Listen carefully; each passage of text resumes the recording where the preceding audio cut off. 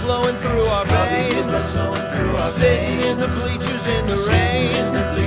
We've shed a million tears and drank as many old style beers out at the game.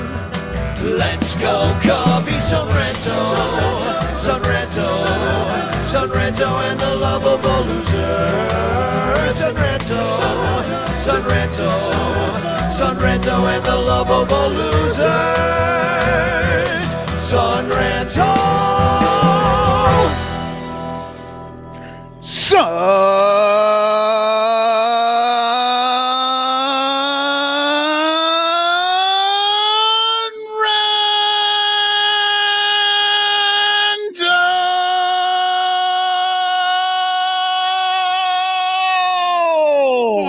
Baby, that was a beautiful one. See, I love when you're all rested up. After 10 days off, we're back with screaming in your ear. So you're welcome. Yeah, it has been a little bit longer since we did this, not last Monday, but the Monday before. We've had some odd scheduling. And also, Artie took over those 3 games. I tell you, that felt like the All-Star break. Those 3 games of like not having to worry about doing the Cubs pod, I was just like, oh, this is what it's like to be a baseball player. It's exactly the same. Can we always play in Colorado? Well, welcome to the Son Ranto Show, brought to you by the Bleacher Bunch on the Fans First Sports Podcast Network, and especially all of our Patreon supporters who support us at patreon.com/bleacherbunch. You should be one if you're not. And I especially want to shout out Blake Beard and Bernie Barron, basically because they give us more money.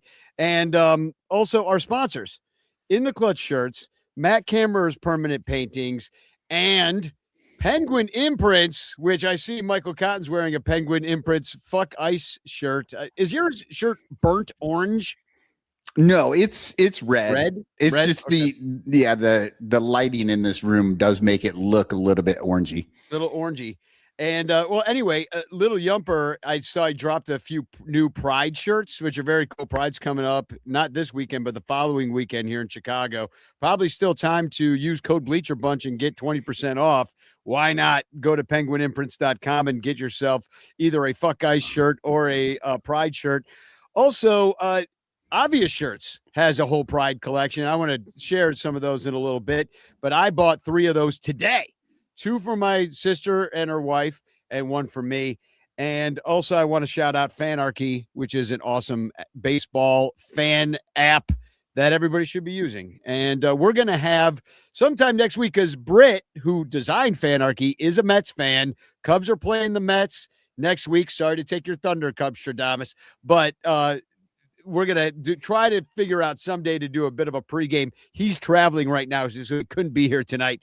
But we will definitely have Britt on to have the insider's perspective of what it is to be a Mets fan right now, because they ain't looking so good.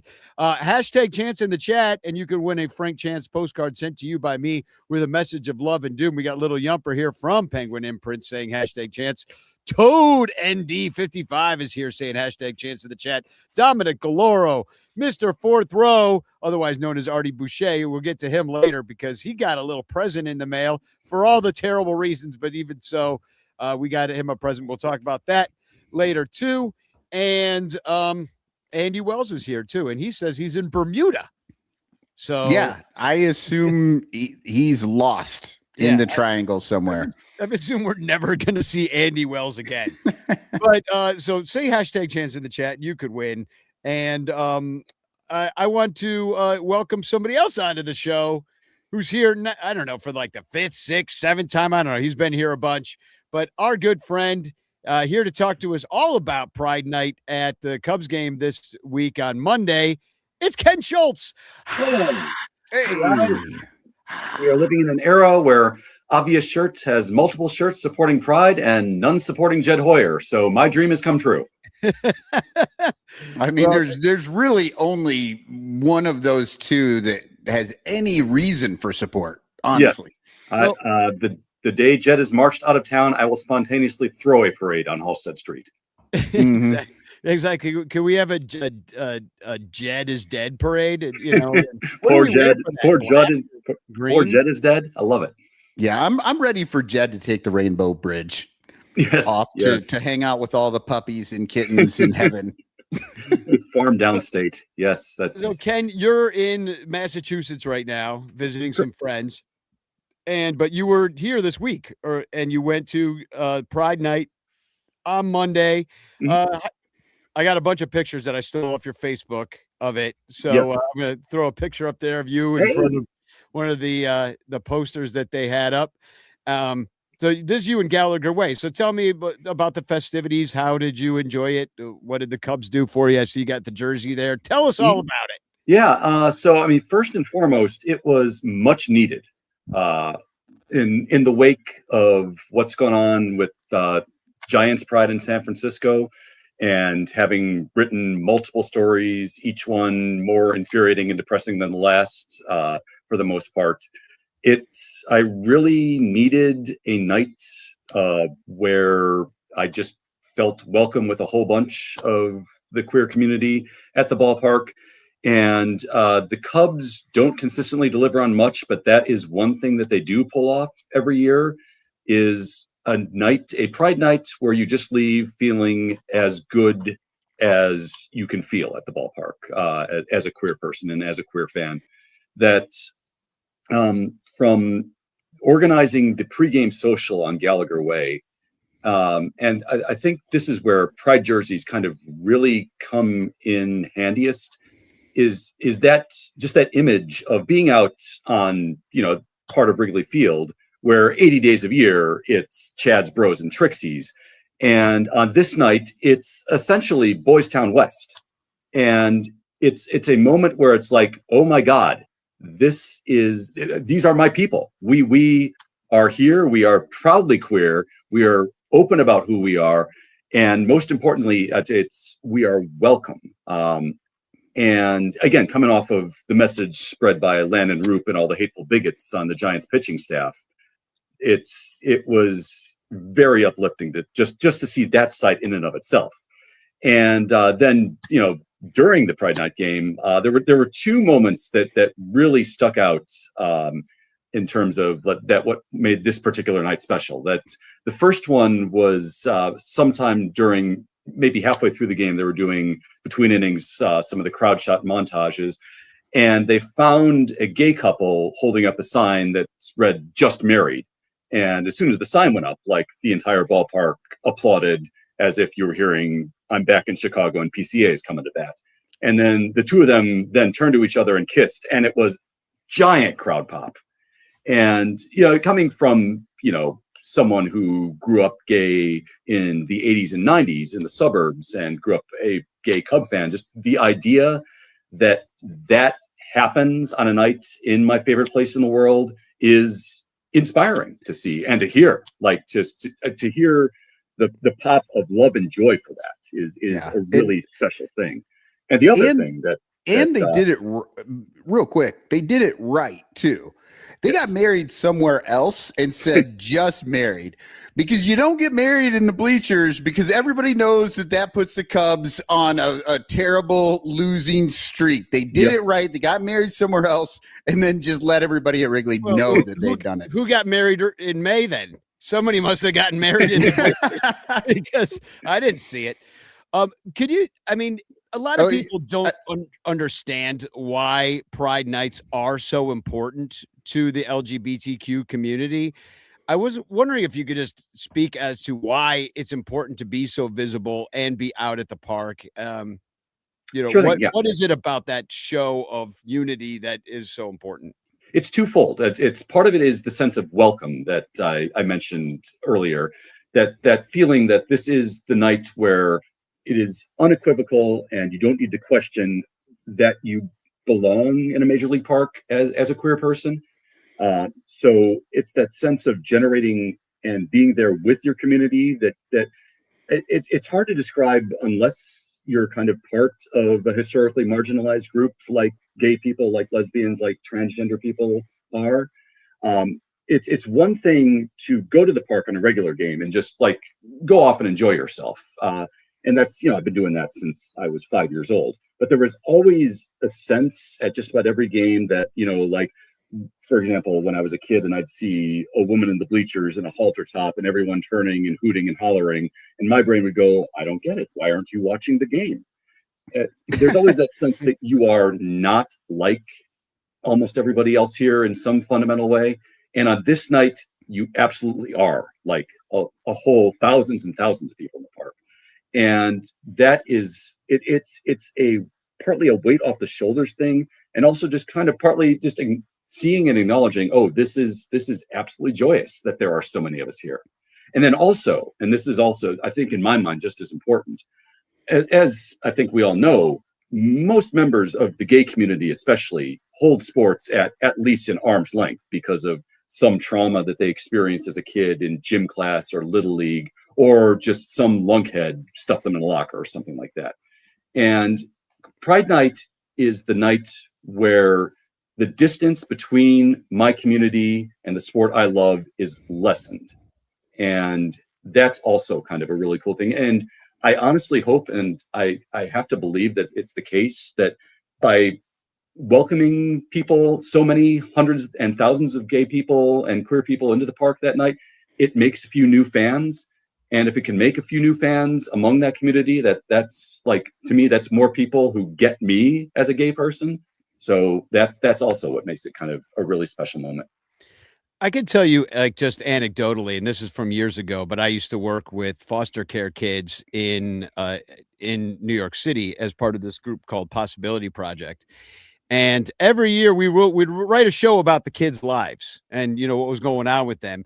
And a lot of them, every year I did like 5 or 6 shows with these kids. And the first couple of years, we always had a storyline where there was a gay kid who got kicked out of his house because his parents didn't accept him and he had to go live with his friend. And we'd make a story in our show that was these interlocking lives of teenagers about that kid. And then we'd have like to provide empathy for the kids. Like we'd have like the toughest guy have to play that kid, so he'd have to feel what it's like to be kicked out of your house and ostracized for who you are. And well, towards the end of me working there, like the last 2 shows, that didn't come up as much. Now, this is in New York City, but I just saw some transformation. I saw some transformation amongst the kids that were in the group. Like the 100 kids that we had, they'd change over the course of the years. But over time, then it was like they were worried about other things than getting kicked out of their house for being gay. They're like, oh, well, gay's not a problem. And I see that with my nieces and nephews. And I'm like, you guys don't even know how it was. Mm-hmm. You grew up knowing that, my sister's a lesbian. Like you know her as a woman that is married to a woman. And they don't even know that wasn't possible before Obama. Right. Right. They don't remember before Trump, because they're young people. And they don't realize how far we've come. And they don't realize, maybe because of those steps, how far we still have to go. But then we get shit like what happened with the Giants players, and we realize how far we still have to go.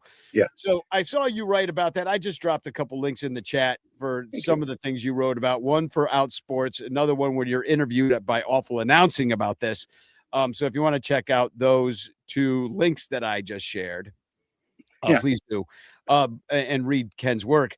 But I don't know. What do you think about all that bullshit with Landon Roop and his stupid Bible verse? Yeah, I mean, continuing your train of thought, I think that another thing that we also very much need to understand in the present day is that we have made substantial progress, especially in my lifetime and especially over the past couple decades.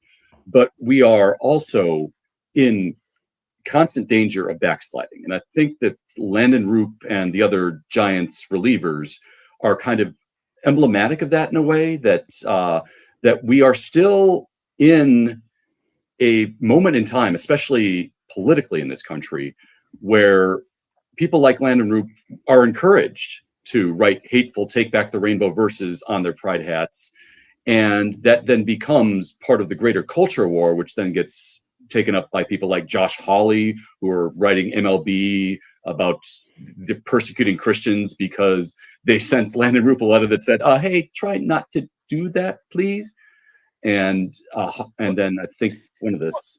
Well, and just to secretary get from Trump's cabinet was on it too. Oh yeah, so, no, all the freaking hateful bigots are all over it. And Yeah. and the thing that people need to understand, because I didn't really understand this until a few days after the controversy even broke, is that if the Giants wanted to, they could just wear their regular ass hat. They Yeah. didn't. Nobody would have really. I mean, you might have noticed, except the Chicago wouldn't have noticed because those Well- games were on at midnight. But We actually did notice Henches.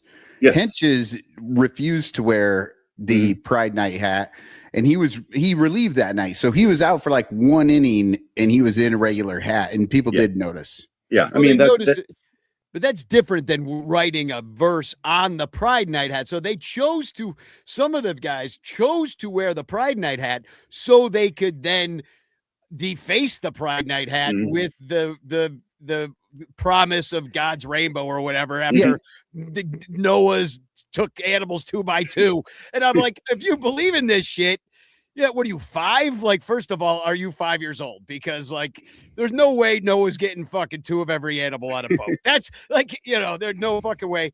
And if all the people drowned in the world that day, that means Noah fucked his daughters, and the sons fucked the daughters, and so we're all products of incest. So I don't know how that's any better than what you're against. So, maybe they fucked animals and created some sort of half man, half like rhinoceros breed. I don't know. It's the Bigfoot. That's where we got Bigfoots. It's from the Bible. I don't remember which verse because I don't read that stuff. But yeah, it's ridiculous too because they use it. And I hate this because they use a Bible verse, and what they do is they claim like, oh no, I just want to put a Bible verse on there about it. Right. It's nothing. No. That's hate because you're not putting that Bible verse on your hat any other day of the year. You chose a very specific day and a very specific verse and a very specific hat to do it on. And you know what that means. And then they just play this dumb, like, oh, you're just persecuting me because I love rainbows and Jesus. And everybody knows it's just the most like lying bullshit thing in the fucking world.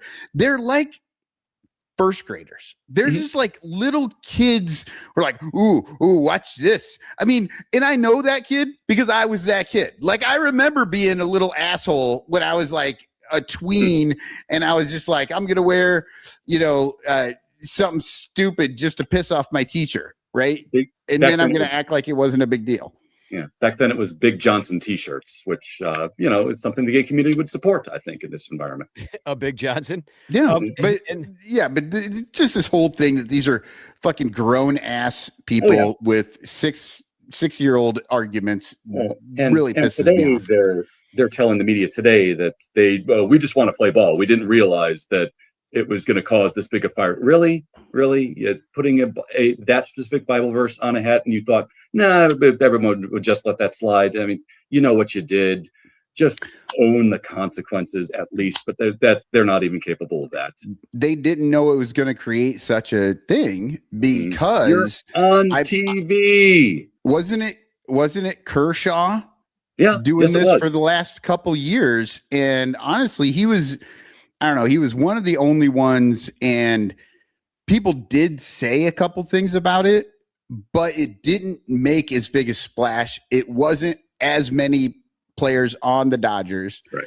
And it just kind of got shoved under the rug, right? Yeah. So I think they did maybe think, oh, it's not going to be a big deal. We're going to do this, and it's just going to be a fuck you to all the gay people in San Francisco, not realizing what that last bit of their sentence was. San Francisco. Yeah, especially, yes. And you're not going to get away with, you shouldn't get away with like fucking hating on gay people or black people or anybody anywhere. But you for sure are not going to get away with, homophobic Bible verses in San Francisco. Like that's crazy. And today we just published a story that I wrote today. Mike Krukow, actually, finally someone from the Giants had something intelligent and thoughtful to say about this. And he went on KNBR and had a 5-minute monologue of thoughts that for the most part were legitimately really well done.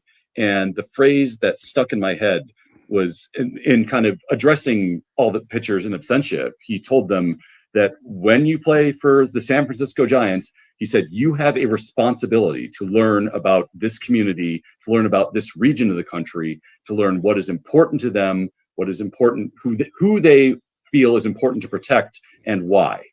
And the fans, I mean, I'm cynical about it in a way too, because when you had to pay extra for that Pride jersey, and you had to get a special ticket to get the Pride jersey that the Cubs were giving away.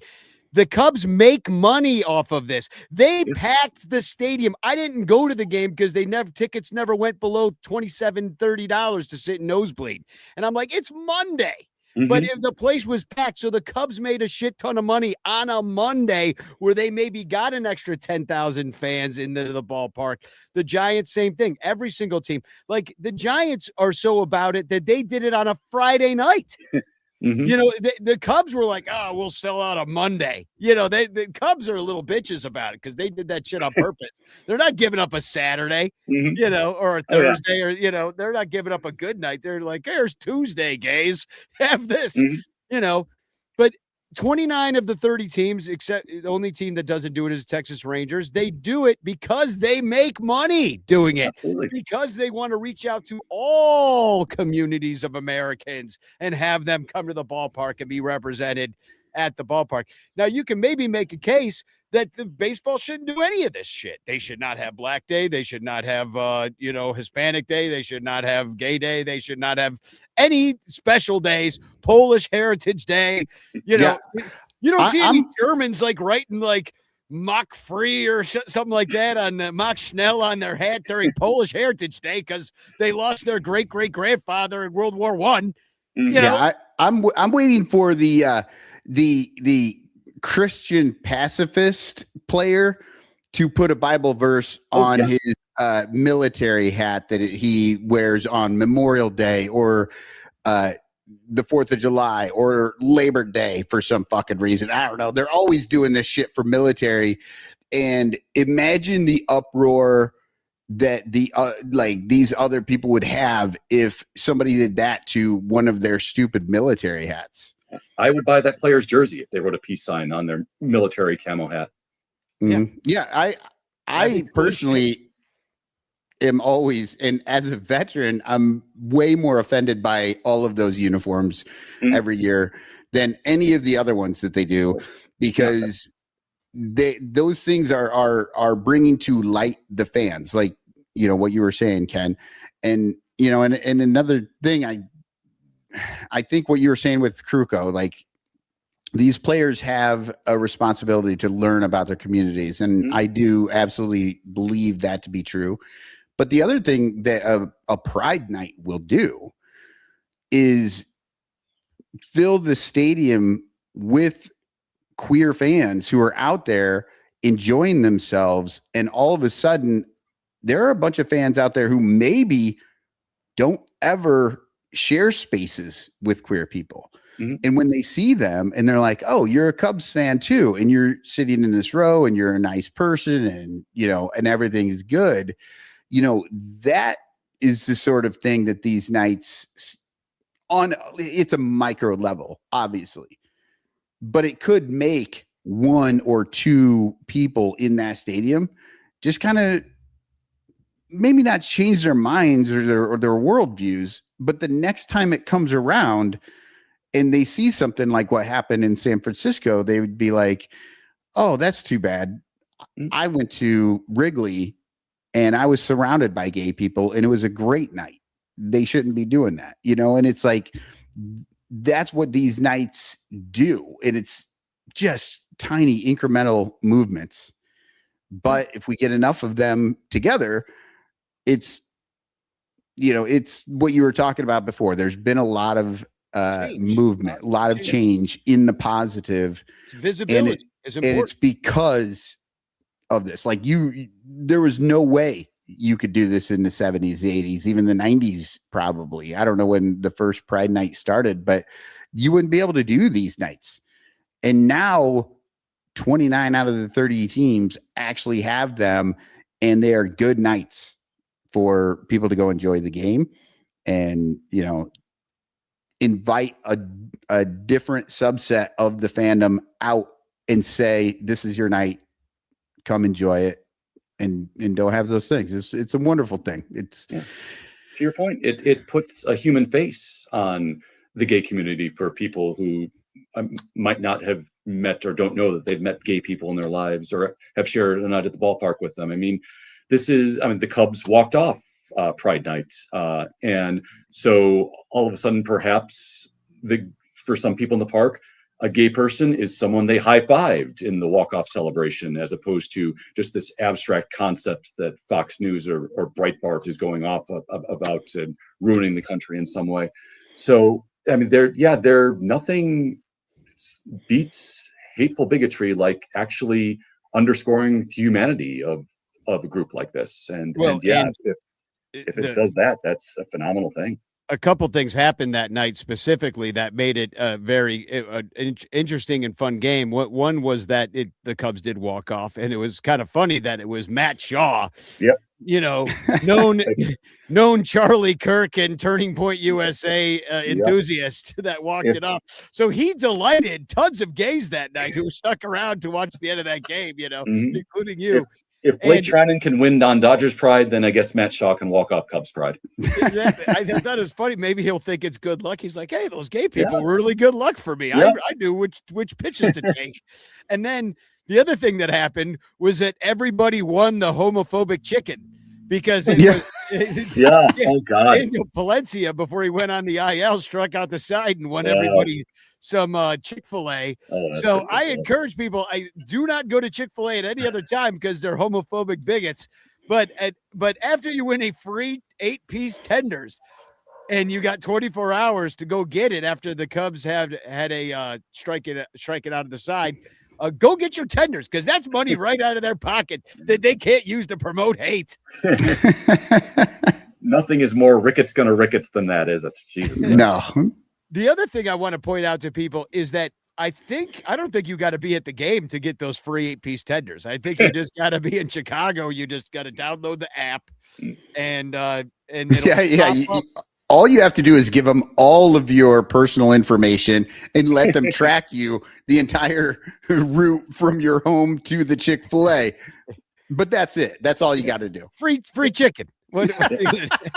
If there's one other great thing from that game, I'd be remiss if I didn't point out that there was at one point in the game, the Jumbotron found another fan who held up a giant sign reading "Gay for PCA," and then PCA later went on to hit for the cycle that night. The backwards cycle. Yes, home run, the triple, cycle double, of all. first. And so the gayest cycle of all. I think I'm going to trademark that. Get obvious shirts on the horn. Obvious shirts. PCA's gayest cycle. So it turns out heated rivalry is the new Moneyball. Yeah, there you go. Exactly. Oh man, it's and also the homophobe Roop got his ass beat on Friday night. I might add. Yeah. Oh yeah. That, so he didn't wearing that Bible verse again. Apparently, God didn't help him pitch that night because he did badly. Yeah, if you actually believe God helps you win, all these people are like, "Oh, thank the Lord, I wouldn't have been able to do it without him." Well, then guess what, Rope? The Lord actually said you were wrong and made you suck that night. It wasn't anything else. It was God, because as we know, nothing in this world is more important than the hand you wipe your ass with and whether or not God likes your baseball team. I think as having watched this team hit with runners in scoring position for the better part of this year, the Cubs scoring, 5 runs in 4 innings counts as a divine intervention. So that is a message to Mr. Ruth. How about the 7 runs last night? Guys, talking about divine intervention, also called going the other way. Yes. I've heard that going the other way can be enlightening. Yeah. Lots of good things can happen when you do that. I recommend you try it if you're at all curious, Might stick. So I do want to point out that there are some, we're going to let you go because I know you got friends to hang out with and stuff, but I did want to point out that a couple of the t-shirt companies that support this podcast, especially Penguin Imprints, has a couple of gay pride shirts that they're putting out right now. There's the Chicago Pride shirt with the Windy City Rainbow Streetwear brand, and also their Penguin logo holding a rainbow colored flag. And this one, which is the Chicago flag with a rainbow that's kind of, well, I guess it's the Chicago flag is a rainbow, a distressed looking rainbow. And so you can buy those from Penguin Imprints. And I thought I had the Obvious shirts. Oh, yeah, here's the Obvious shirts brand too. And if you use code Bleacher Bunch, you can get 20% off at Penguin Imprints on those shirts. And then you get also money off, I forget how much the percentage, with code Ranter if you buy any shirts over at Obvious Shirts. But I kind of like, I bought the Chicago Pride shirt in the upper left-hand corner here in black. And I got my sister the lesbian colors, which is the more pink with the stripe down the white stripe in the middle. And then I got her wife the Chicago rainbow color in the lower left with the word Chicago and different letters in different colors. But the one shirt I wish I could pull off that I think is great is this shirt is gay shirt. It's my favorite personally, but I don't think I could pull it off. And I would feel like I would be like, I'd feel like it's stolen valor, frankly. And so, and I liked Homo Sweet Homo too, but it's a little. Oh, that's, I couldn't read that. My screen's too small, but as soon as you said it, I realized, oh yes, that's very funny. But the reason I wanted to support Obvious Shirts, because they're a big shirt company. They're work with the players, they work with the team, and Joe doesn't have to do a Pride Night jersey, and he decided, or a Pride Night shirt or its collection, and he's actually going to have them in the store next week. Ahead of Pride. A lot of times these special shirts, he doesn't have them in the stores. They're for online only because the store is very small, not because he's making a statement. But Joe wants to very visibly support the LGBTQ community because, I mean, frankly, there's a big part of being a Cubs fan. And, and you're a big part of the fabric of Cubs fandom and our show and the Bleacher Bunch and everything that we do. And just thanks for coming on and talking about everything. I'll show a few more of your pictures from Pride Night. This is after the game. They walked it off the Matt Shaw walk to please all the gays, which really was his main goal when he woke up that day. Was they have rainbow colored what's it, stanchions? Is that what they call light stanchions? Yeah, they turn the lights blue after every win, and they turn them rainbow for Pride, which is amazing. And at some point, I would love to see somebody just jump on the Fly the Rainbow hashtag. Oh, yeah. Fly the R. And then we also have this picture. It's you and a friend, and you can kind of see the Pride jerseys in this one. How'd you feel about the Pride jersey? I liked the Pride jersey this year. I think the patch on my friend Jerry's right side there is representative of the legacy walk in Boys Town. It's kind of our, for lack of a better term, the LGBTQ Hall of Fame, outdoor Hall of Fame, essentially. It's kind of similar to like the hall in Cooperstown, where all of those monuments have a couple of plaques on each side of prominent members of the queer community, from people like Sally Ride to Cole Porter to Marsha P. Johnson.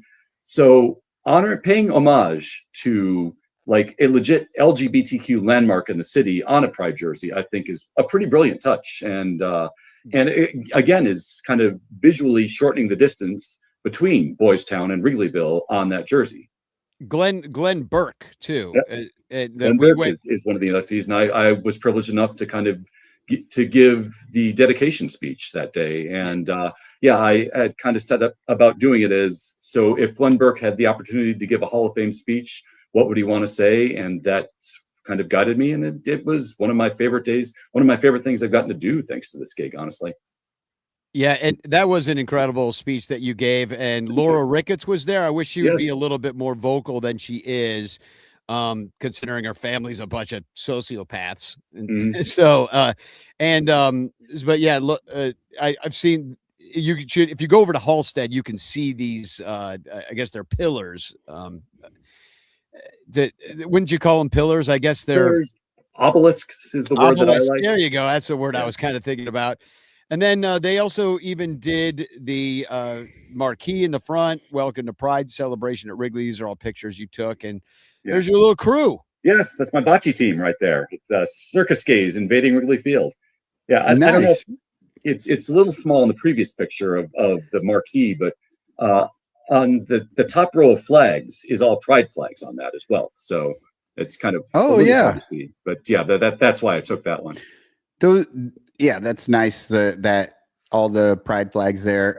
And Lil Yumper in the chat, he does Penguin imprints, and he said, and we will get you in touch with him, Ken, because he said he can easily do a Fly the Rainbow Oh, fantastic. shirt. So, Yes. Maybe a Fly the Rainbow, like Fly the W, like fly Yes, the flag, like the rainbow flag. And I don't know, probably can't I have read it- Clark doing it, but Yeah, a I bear read of it out some with, sort. I read it out with Fly the Rainbow, and the W at the end of rainbow is capitalized.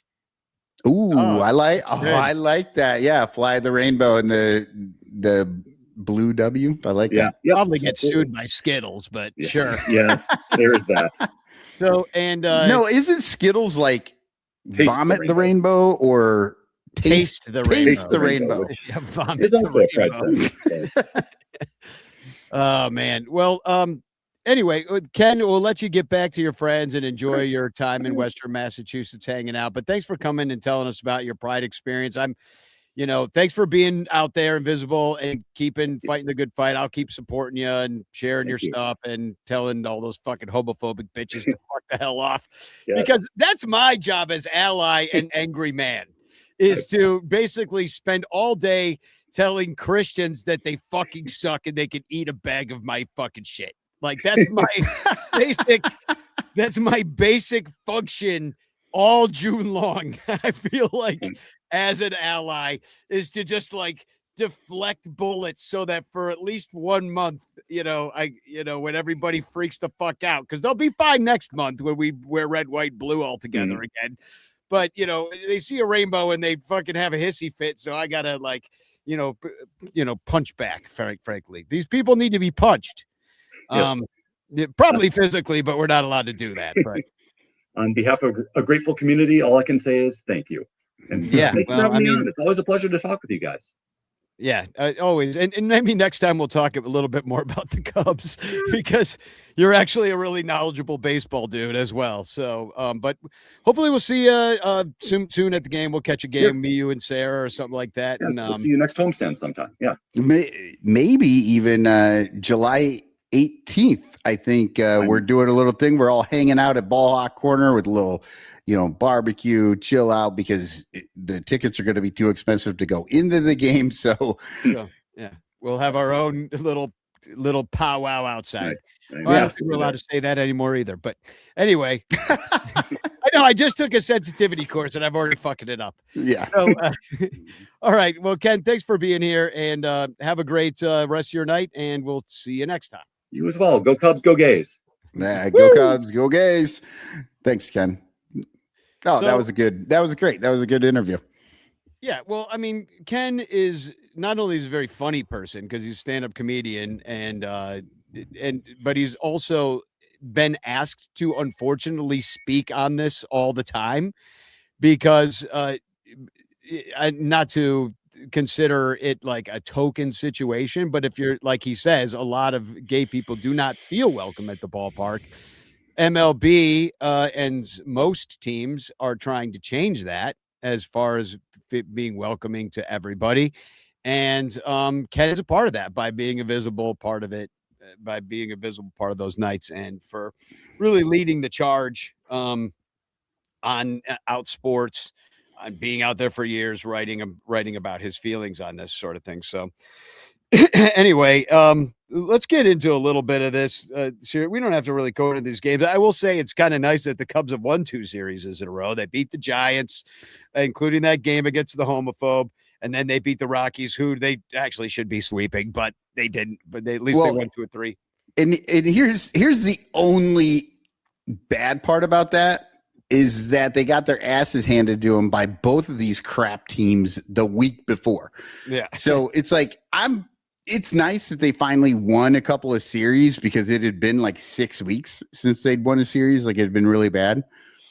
And then so we were doing that and we won a few of the series. So that was great. So I don't know. It was fine to, beat them, but I still have a little bit of a nasty taste in my mouth from the bullshit the week before. Yeah. Yeah, no, I do too, because they just, even in these series, they didn't play particularly well. For example, that Pride Night game that they won, they took the whole game to do it, took the Matt Shaw walk-off to be able to do it, walk-off walk. But that score should have been like 10 to freaking 3 or something like that. And they failed with runners in scoring position again, over and over again. In that particular game, they were 1 for 10. And they left 15 on base. Well, the next game where they were 0 for 8 and they lost that one. And then then they finally had one good inning last night against the Rockies where they scored 7. One good inning. And if that inning doesn't exist, they lose the game. Yeah. Yeah. Because it was 6 in the end, and they took a 7-run second to win it. Yeah. So here's the thing.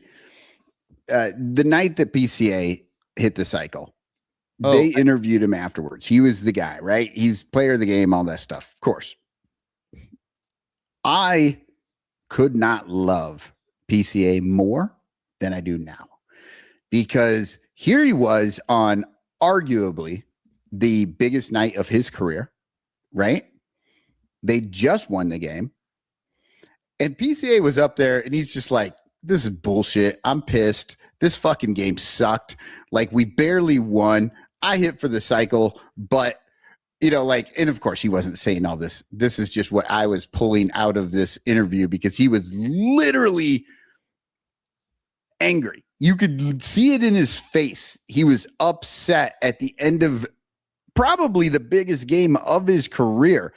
And that makes me love him so much more, because he knows, regardless of what his individual accomplishment was that night, or that they barely won it, the issue is that they barely won it. They still left way too many guys on base. They were still floundering against a terrible team and just barely eked out that victory. And I love that. Yes, you should celebrate your victories, but also understand where that sits in the pantheon, or like the order of what things are good and what things are just fine, I guess. Yeah, I just found out that we accidentally banned Little Yumper from the studio because there was a homophobe yelling shit in the chat, and we accidentally banned Little Yumper. So sorry about that, Little Yumper. I'll figure out how to get you back on. Sorry, Yumper. We only meant to ban your burner account. Yeah, the one that was yelling all the homophobic shit.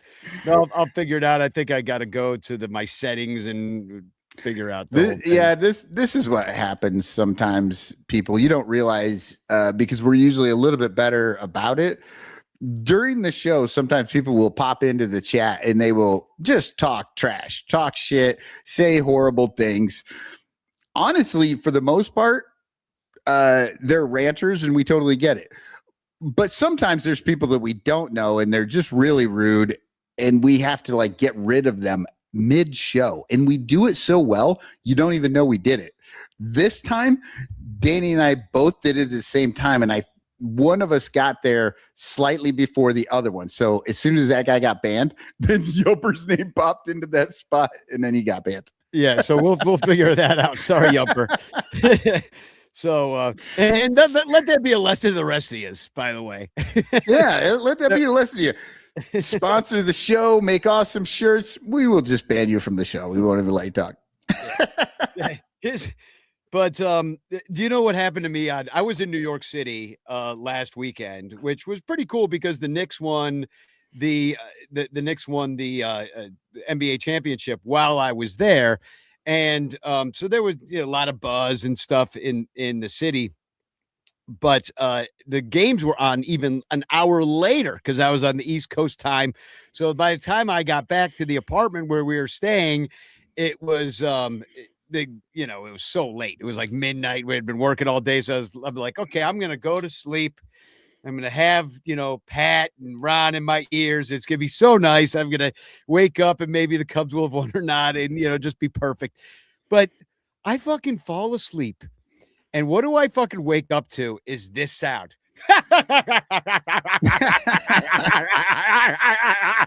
And you know exactly who I'm doing because that is fucking cackling Zach Zaidman.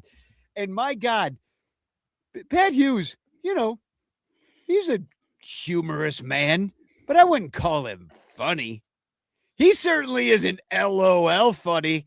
Not how fucking suck up Zaidman laughs at his jokes. Like, my fucking Lord. Like, that man needs to, he needs to chill. He needs to fucking chill. Like, cackling Zach needs a talking to. Somebody needs to write in. I think maybe if we do a letter writing campaign, we're like, hey, can we quit getting cackling Zach to laugh at everything fucking Pat and Ron says, even when it's not funny? Like, dude, they will set him off over the dumbest dad joke, and he will laugh for an inning straight. I woke up like I thought I was in a fucking war. Yeah. And the thing that I hate is when he actually does do the broadcast, when he has to actually call the whole game, he doesn't laugh like that. He's only doing it in order to be heard on the mics. Like it is purposeful to do that just so that he can be heard in the background. It is the most annoying thing in the world. Like, shut up, Zach. It's really bad. Zach's not fun to listen to on the radio, but you actually prefer it because you don't hear him cackling in the background. I agree. I was like the fifth inning, like I could almost take it because I don't hear any cackling. And, Boog has been gone a lot, which good. Alex Cohen's been there. But then last night, and Master P. Levy's bringing this up, Alex Cohen and Cliff Floyd had the call. And, I mean, here's the thing. It's like he says they had the worst chemistry possibly ever. Now, that might be able to change over the course of time if Cliff Floyd had more time in the booth. He never gets to do it. Yeah. And Alex Cohen is a pro, but I don't know how well he knows Cliff Floyd. It takes time to maybe even a whole year to get sort of a chemistry together.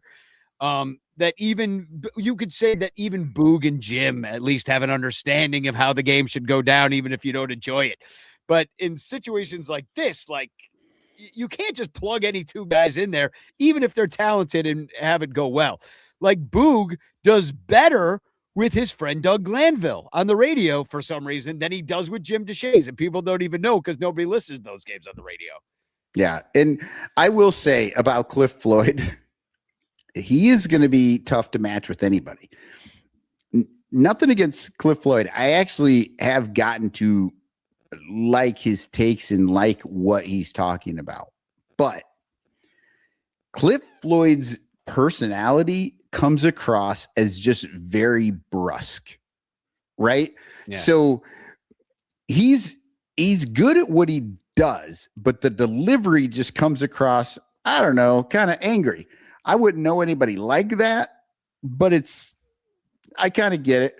Well, I was listening. I was a little busy last night. We had a meeting because we're trying to do more fundraising for the game, my musical, and so we had some of you guys might know her from the Ball Hawk Corner, Margaret Wenzel, but she's a professional fundraiser for non-for-profits. So she came over to give us some advice. And so I kind of had the game on back in the background. And I was like, damn, I kind of wish I was tuned into this one because I love anger. Like, I think I would have enjoyed hearing Cliff Floyd just bitch about everybody in the same way I sort of kind of liked Bob Bradley, except for the shit he was bitching about was like, hey, those pants are too tight or those socks are too stripy or whatever was bad. But here's the thing. I don't even think Cliff Floyd is bitching about things a lot. He's just saying what is going on.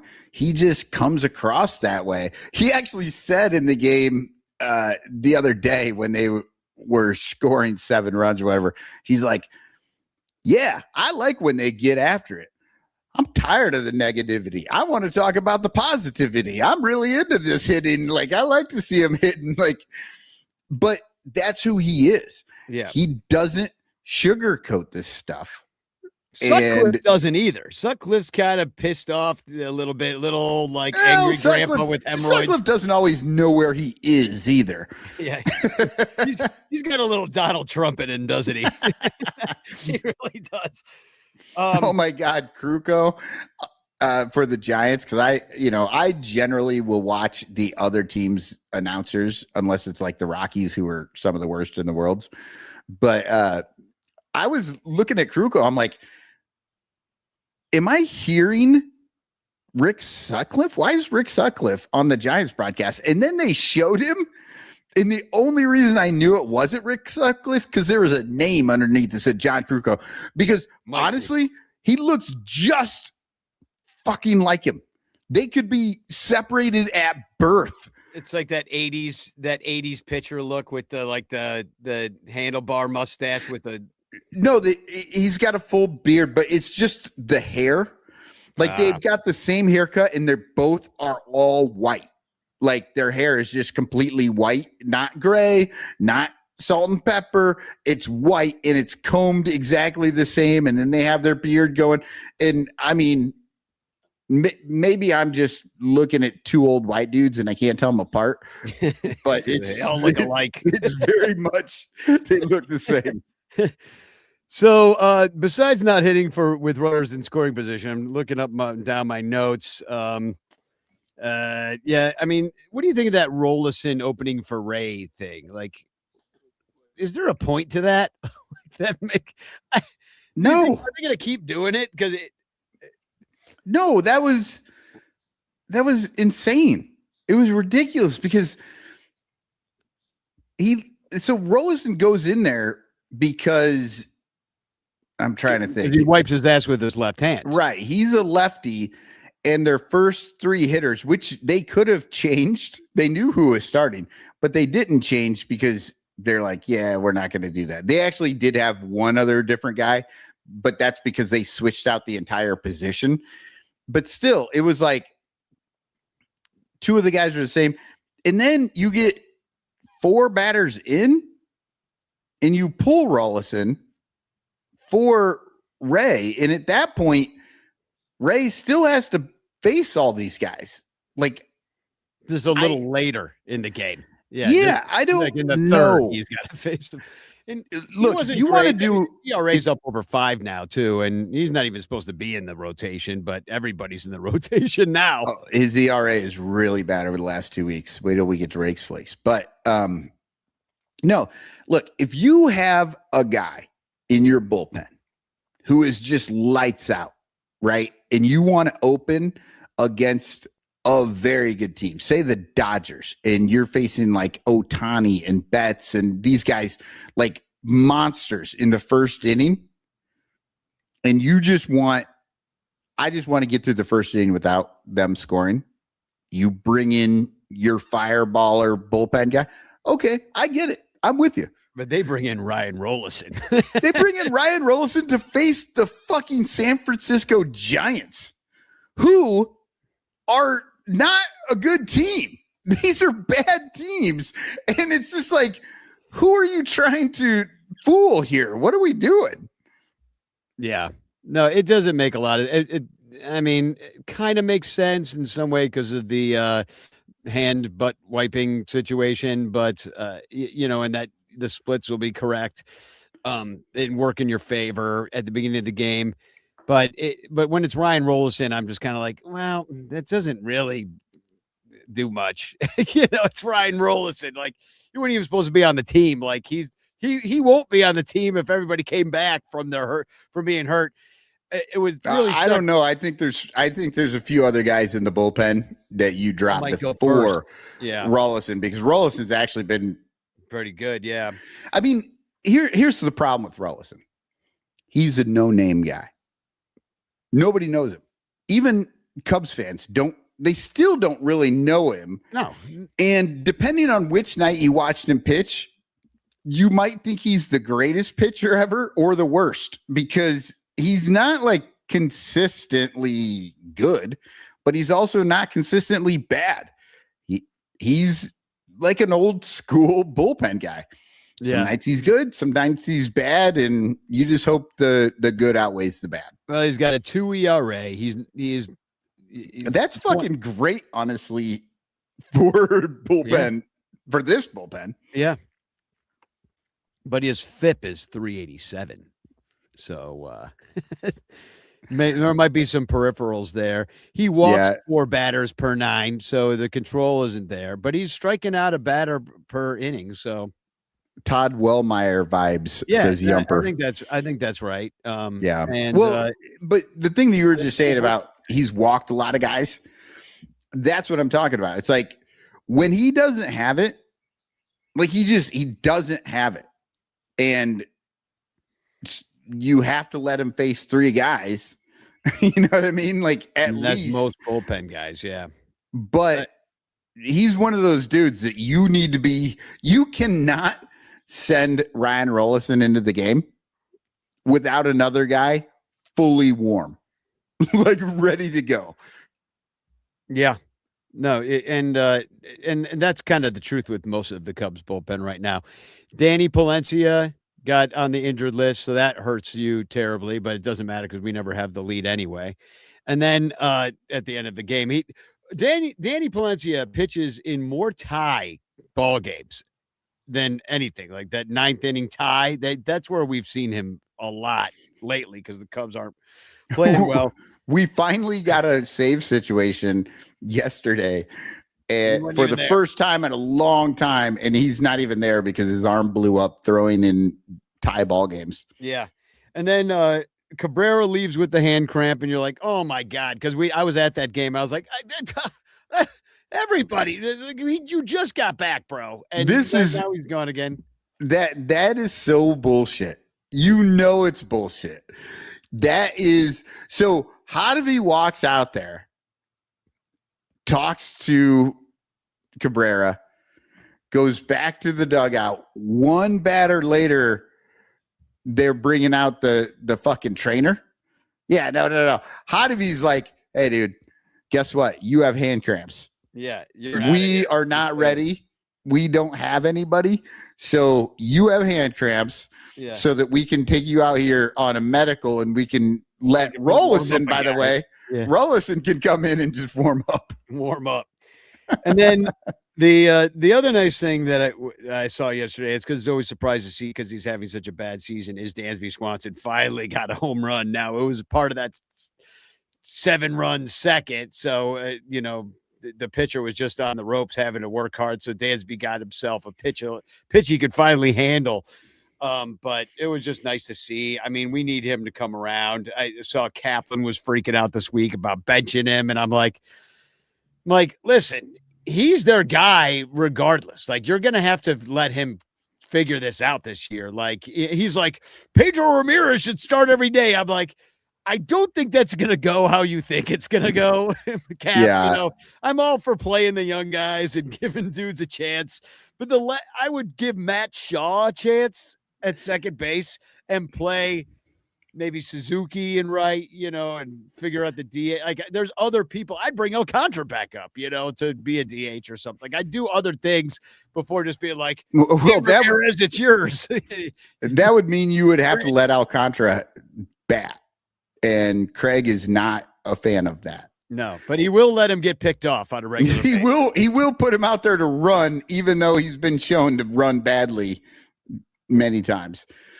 The last thing I want to bring up before we go to break is that I was looking, and I don't have the numbers to put up for the people watching right now to look at, but I was looking at the all-star game voting as of the other day. And the Cubs are nowhere to be found, which is fine because we don't really deserve it. The only guy that does deserve it is, I think, PCA. And I think especially with 3 home runs in the last 3 games, I think he might climb into the leaderboard. Like, I don't know if he's going to get elected on, but he's going to be up in the top 5 or 6, I think, soon. Maybe not by voting unless the fans get out the vote, So well, I'm just saying he's going to be in the top 5 or 6. I don't think he actually gets elected to the starting, but he'll be in that leaderboard. And so once the fan voting is over and then they have to fill up the rest of the roster, I think maybe he gets in because of that. Well, they have the players do some voting, the managers get some guys that they can pick. But you look at every other position, there's really nobody that deserves it. But what's kind of embarrassing is like Michael Bush, who's not having a great year, but he's not having a horrible year either. He has turned his year around. And that doesn't mean he's having a good year. It means that he was so damn bad before that a turnaround for him is average. He doesn't deserve to be an all-star, but he is behind Ildemaro Vargas in voting. That's my point. Nico Horner is dead last in second baseman voting. He has 1/5 the votes of Ozzie Albies. Alex Bregman has more votes than Nico Horner overall. That is a travesty because Alex Bregman is worse than Nico Horner in every aspect of the baseball game. Well, I do not care. Like, he's just not as good defensively. He's not even as good offensively. And Nico is terrible offensively right now. Do you know who else has more votes than Nico Horner? Dansby Swanson. But he's not going to make it either. He's 7th on the list. He should be 31st. That's ridiculous. That is so. I'm not going to say people are wrong for not voting for Nico. He's not having a great year, but why the fuck are you voting for Bregman and Dansby? Like, why would anyone vote for those two this year? Yeah, and Pete Crow Armstrong, he has 265,000 votes, but the third top outfielder is Brandon Marsh. He has 668,000. So he's got a lot. Yeah, he's got Swamphead Jesus. He's got 1/3 of the votes. Yeah, Swamphead Jesus. But yeah, it's I say we try to get PCA in there. He's the only one that deserves it. Everybody else should stay home. We certainly don't have any pitchers that deserve it. Maybe. Well, Andy Wells says, I think Ben Brown and PCA should get on the All-Stars. I honestly feel like if it comes down to, because every team gets one All-Star player, if it comes down to that, I think there's a fairly good chance that Ben Brown is the guy, especially because he can go and just not play. Nah, you know what I mean? PCA for our one guy. Right. Who? Over PCA? PCA, yeah. And I don't see Ben Brown making. He just didn't pitch enough at the beginning of the year. I would like to see PCA for our one guy, but I don't know. I don't know. Who makes that decision on the Cubs? If it's Jed, we might see Hap. Yeah. Jed might go, Hap, it's your last year in left field for us. Go to the All-Star game. Go to the All-Star break or game. Yeah, and Hap has deserved it in years past, like when he's had streaky starts of his season, but this isn't one of them. He's just absolute dog shit with runners in scoring position. He failed the other night when I was there. And then I don't know if you saw this. This I think broke maybe even today, is that they're doing a new home run derby because, hey, if it's fixed, why not break it? Because people kind of like the home run derby now, but they're like, you know what? Let's change it. So they're going back to the 20 swings and then down to 15 swings. So you could choose whether you're going to swing at it. It's not timed anymore. They're getting rid of the timing. And so you just can swing at what you want. And then if you homer on your last swing, you could keep swinging until you don't have it anymore, till you don't hit a home run. So, okay, well, there's going to be no Cubs in this probably either. I don't like that they're getting rid of the whole timed thing. I do feel like that was good. And guys were ripping a lot of home runs. So I don't like this whole only 20 swings type, 15 swings stuff. But I do like if you homer on your last one, you can keep going. I do like that. Like, that would be pretty fucking great, because say a guy has 10 homers and another guy has 7 and he's running out of time, but he hits number 8, and that would just be the end of the contest. But since it was a homer, it's like there's a little more sweat for that guy sitting on the bench waiting to find out what's going to happen. I would like to see it. So, I'm never a big fan of the All-Star break and stuff. We got about a month to go till it happens, but a little less than a month. Master P. Levy, PCA also went into the tank after going to the All-Star game last year. So maybe he shouldn't go this year now that he seems to be back on track. True. Yeah, that's a good point. Man. That is a good point. Don't vote him in, but I bet you the manager brings him. Yeah, and Artie says 8-hour home run derby. So I'm surprised it's not like 4 days. Just stretch it out over 4 Well, I guess days. it could be now if the guy just keeps hitting a home run on that last pitch, just never stops hitting home runs. It could go on forever, technically, just keep on fucking nailing them. They just run out of baseballs. Yeah. They're bringing in new pitchers. Yeah. Dude's just like, I can't stop hitting them. It's killing me. I've thrown 150 pitches. Okay, let's do a silhouette. We'll come back, do Rakes Flakes, talk about the BJs coming to town. And we got a 150 years ago. Oh, nice. Regale you with. And all right, make sure I get the right one here. Here we go. Look at this. This is a 1991 baseball card, and it's a classic Series 2. I have no idea who put this out. It looks like garbage. Yeah, it looks like shit. It really does. It's a bad baseball card. It's one of the worst baseball cards I've ever seen. But here we go. 1991, dude is swinging and just looking straight up in the air. So my guess is they couldn't even get a good picture.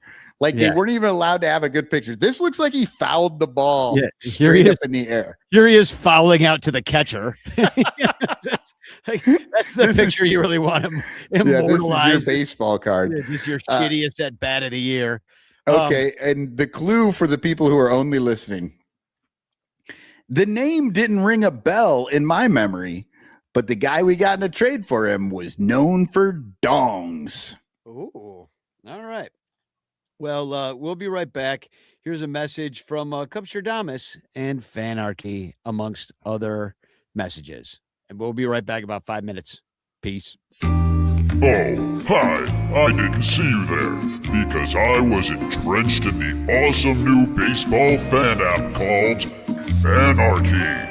It's the best way to keep up on Cubs and baseball news and follow every game live. But what I like best is the game search feature. I can find any game in history by describing it and say I was there. Gabby Hartnett hits a big homer. And there it is. The lineups, the box score. Oh, I can reminisce about being there at the homer and the gloaming. People don't say gloaming about dusk like they used to. Let's try another. Babe Ruth calls his shot and hits a homer at Wrigley Field. And there it is, Charlie freaking Root. What a bum. Anywho, I love Fanarchy, so I wrote them a song. Get off Facebook, get off X. The Fanarchy app is the best. For all the Cubs baseball news I need. I always use Fanarchy. The Bleacher Bunch brings you great shows like Sun Ranto, Cubs PS Plus, Bricks Behind the Ivy, Cuppa Cubby Blue, and Baseball Rabbit Hole. But you could be getting so much more when you subscribe to our Patreon page for as little as $1 a month at patreon.com/BleacherBunch. Get access to our exclusive daily show Cubs Pod, where we recap every single game. Plus, be the first to hear Cubs music, get early access to events, and receive an invitation to join our Discord Cubs community, where fans just like you show up every day to rant and rave about our beloved boys in blue. Most importantly, 10% of your Patreon pledge will go directly to help the Lost Boys Youth Baseball program. So join us. There are perks at every level, like the Renter Calendar, absolutely free, and name recognition for you or your business. We are independent Cubs podcasters, and we need your support.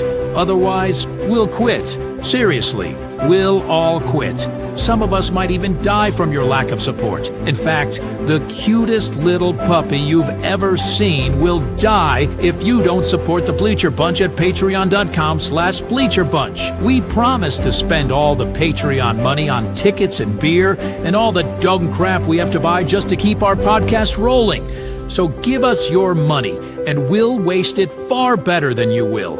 Patreon.com/BleacherBunch. Free trials are available, but don't do a free trial. Just join, okay?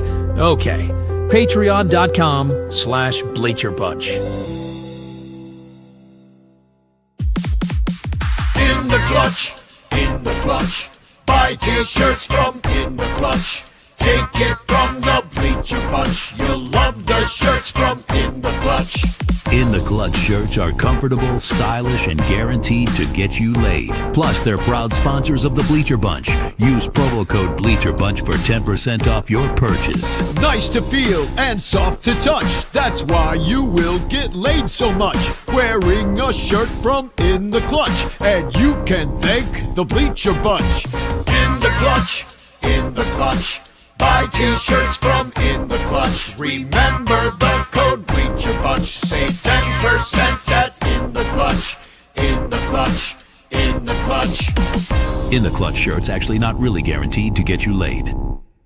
Hey there, as you can see, I'm a talking penguin. No, I'm not like the Batman kind of penguin or Ron Say or that dumb fuck Happy Feet. No, I'm the spokespenguin for Penguin Imprints, who makes awesome imprinted items with original designs. And they do custom stuff too. Well, check this out. And this. How do you like this, Chicago? And I love this one. And this might sound a little weird coming from a penguin, but fuck ice indeed. Penguin Imprints also makes custom t-shirts and stickers for your event or organization. And because they're sponsors, listeners of the Bleacher Bunch Network can get 20% off any order at penguinimprints.com with the code BleacherBunch. Okay, that's enough about Penguin Imprints.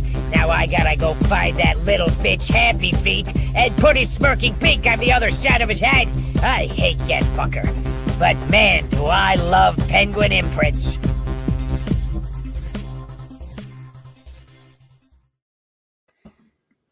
All right, we're back. We are back, and we've got a few guesses here in the chat. Yumper started with Sean Dunston. Artie says Willie Mays Hayes. And then he said Patterson, Sosa. Getting a little bit closer there with your Sosa. But the answer came in first from Yumper. Dominic Gloro also got it, but Yumper wins with George Bell. Oh, now I gotta find it. George Bell, right there. Now, did you remember that George Bell was on this team? I do. Why do you remember George Bell? I'll tell you why. Because George Bell, I believe, was a Blue Jay before he was a Cub. Am I correct about this? Yes, 9 seasons with the Blue Jays. And he was great. He hit a lot of dogs at the time. But this is the dude that I've always thought of as the guy that was past his prime, and the Cubs would get a guy that you'd heard of. Like, what was I, 90 when I was, 17 years old?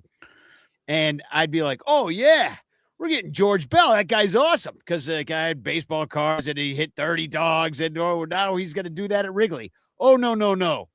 He's too old to do that at Wrigley. He's well past his prime at that point. And so George Bell, to me, is like the poster child of that late 80s, sort of 90s move of getting a guy. We're kind of there now. We're kind of right back. We got Dansby Swanson past his prime. We're going to watch the Bregman. We're going to watch the entire infield just age in place, and that's what we're looking at now. Like it's the George Bellification of the Chicago Cubs. Yeah, I feel like George Bell was like Timu Andre Dawson.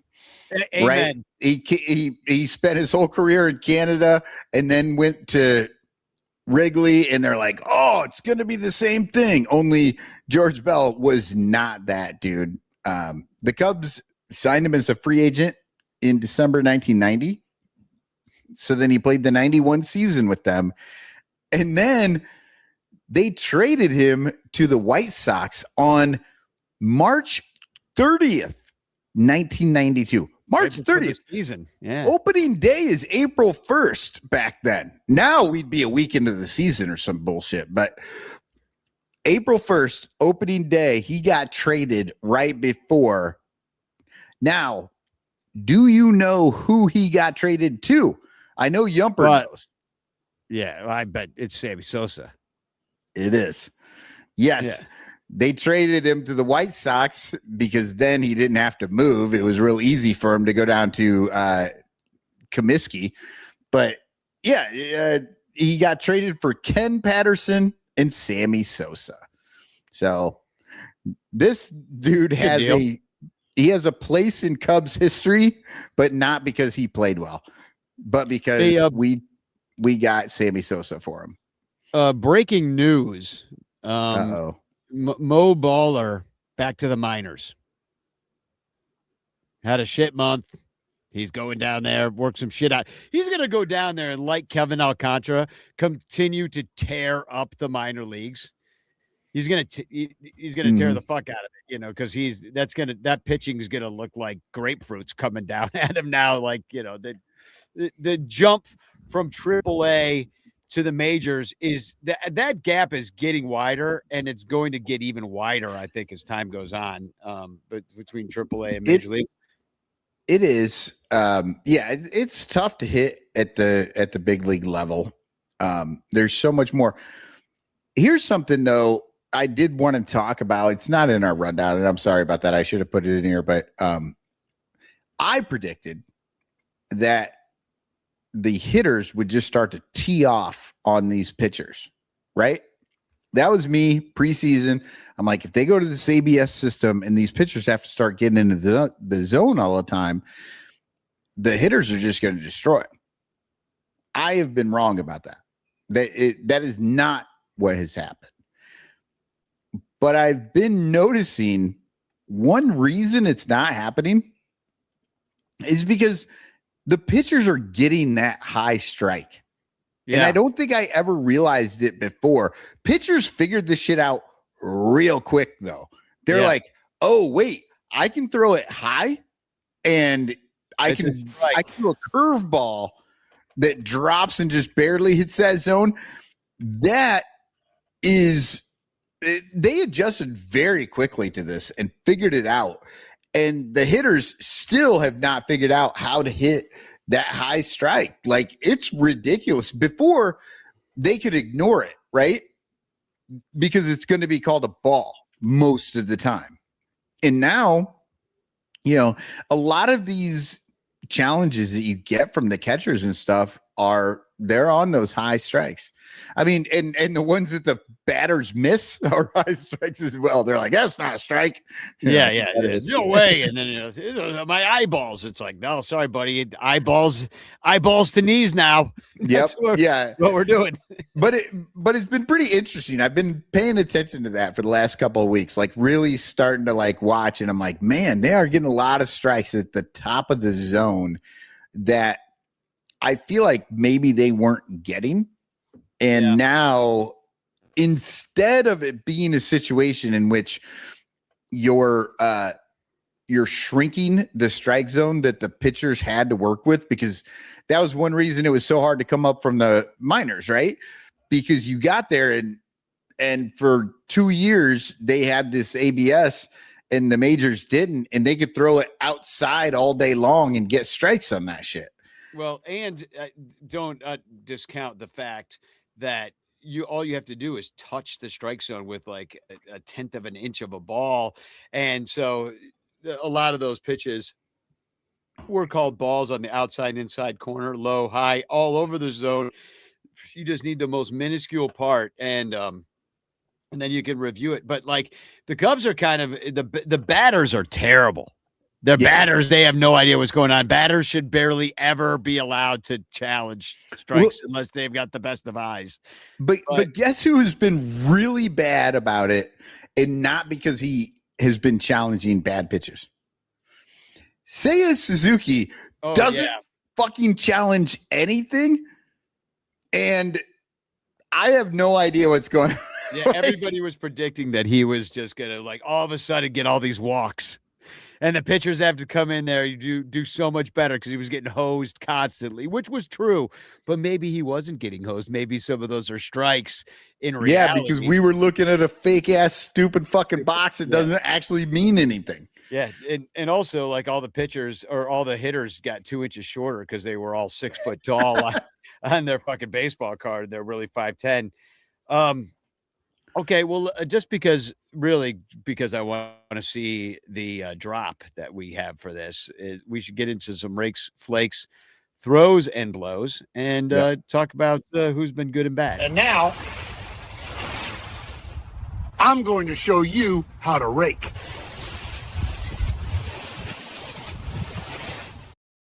So a lot of raking backwards is just always funny. Okay, so the rakes, this is an easy one because everyone knows that PCA is back in a big way. Over the last 13 games, so I went 2 weeks on this because it's been a little bit since we've done it, so I decided to go 2 weeks back. 13 games, he has 23 hits in 13 games, including 7 homers, 2 triples, 4 doubles, and 10 singles, and of course, that cycle, the reverse cycle. And a partridge in the pear tree. Yeah. Sadly, even though he has been kicking ass, getting hits, he only has 9 RBI and he has only scored 11 times. Well, he's the leadoff batter in front of Dansby Swanson. What do you want him to do? I said, there's nobody going to be there on the bases. Yeah. Look, that's not much, but when you really look at this, when you remove those 7 home runs, you get rid of 7 RBI and also 7 runs scored. So he's only got 2 RBI and 4 runs scored in this amount of time because that's Dansby Swanson and Ian Happ's fault. Well, it is, but I'm just saying, even though he's got a 1395 OPS in the last 13 games, he was still pretty bad with guys in scoring position. You know, he wasn't immune to that part of the game. Right. Yeah, I got you. All right. Who's our flaker this week? I haven't worried about flakes since my grunge days. Remember them?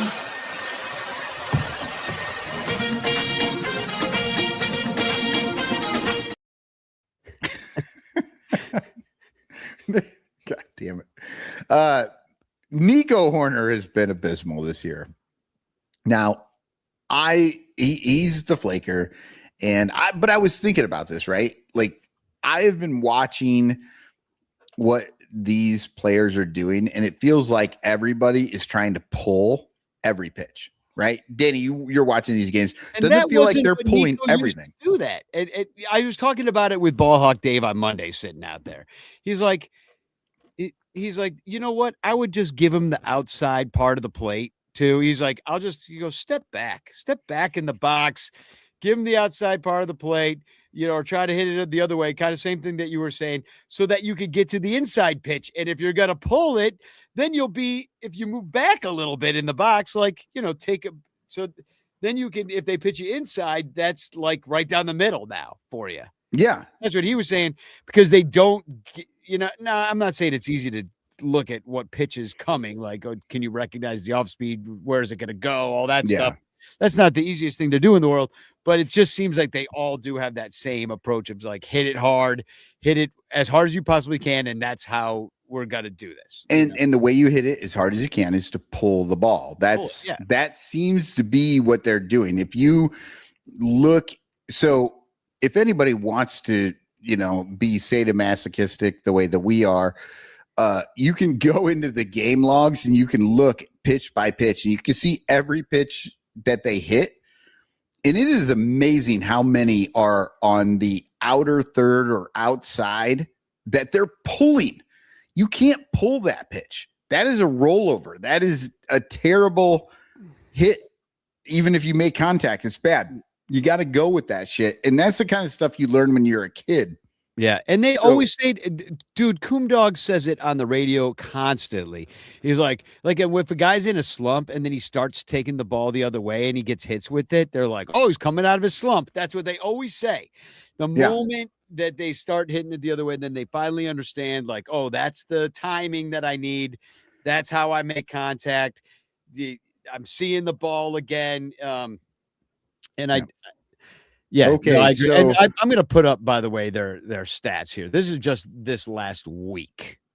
Okay. This is not just as you tell us about. I don't think it's much different. Anyway. You got Nico Horner here, but there's a couple of guys that could probably be on this list. I mean, Nico's way worse. Look at that OPS for the week.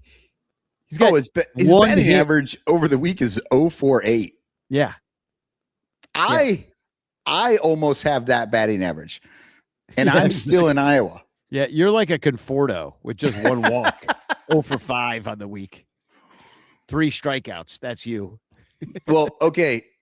So all of this stuff that we've just been talking about, Danny, we are not incorrect in that's a terrible approach to have to try to hit outside pitches and pull them.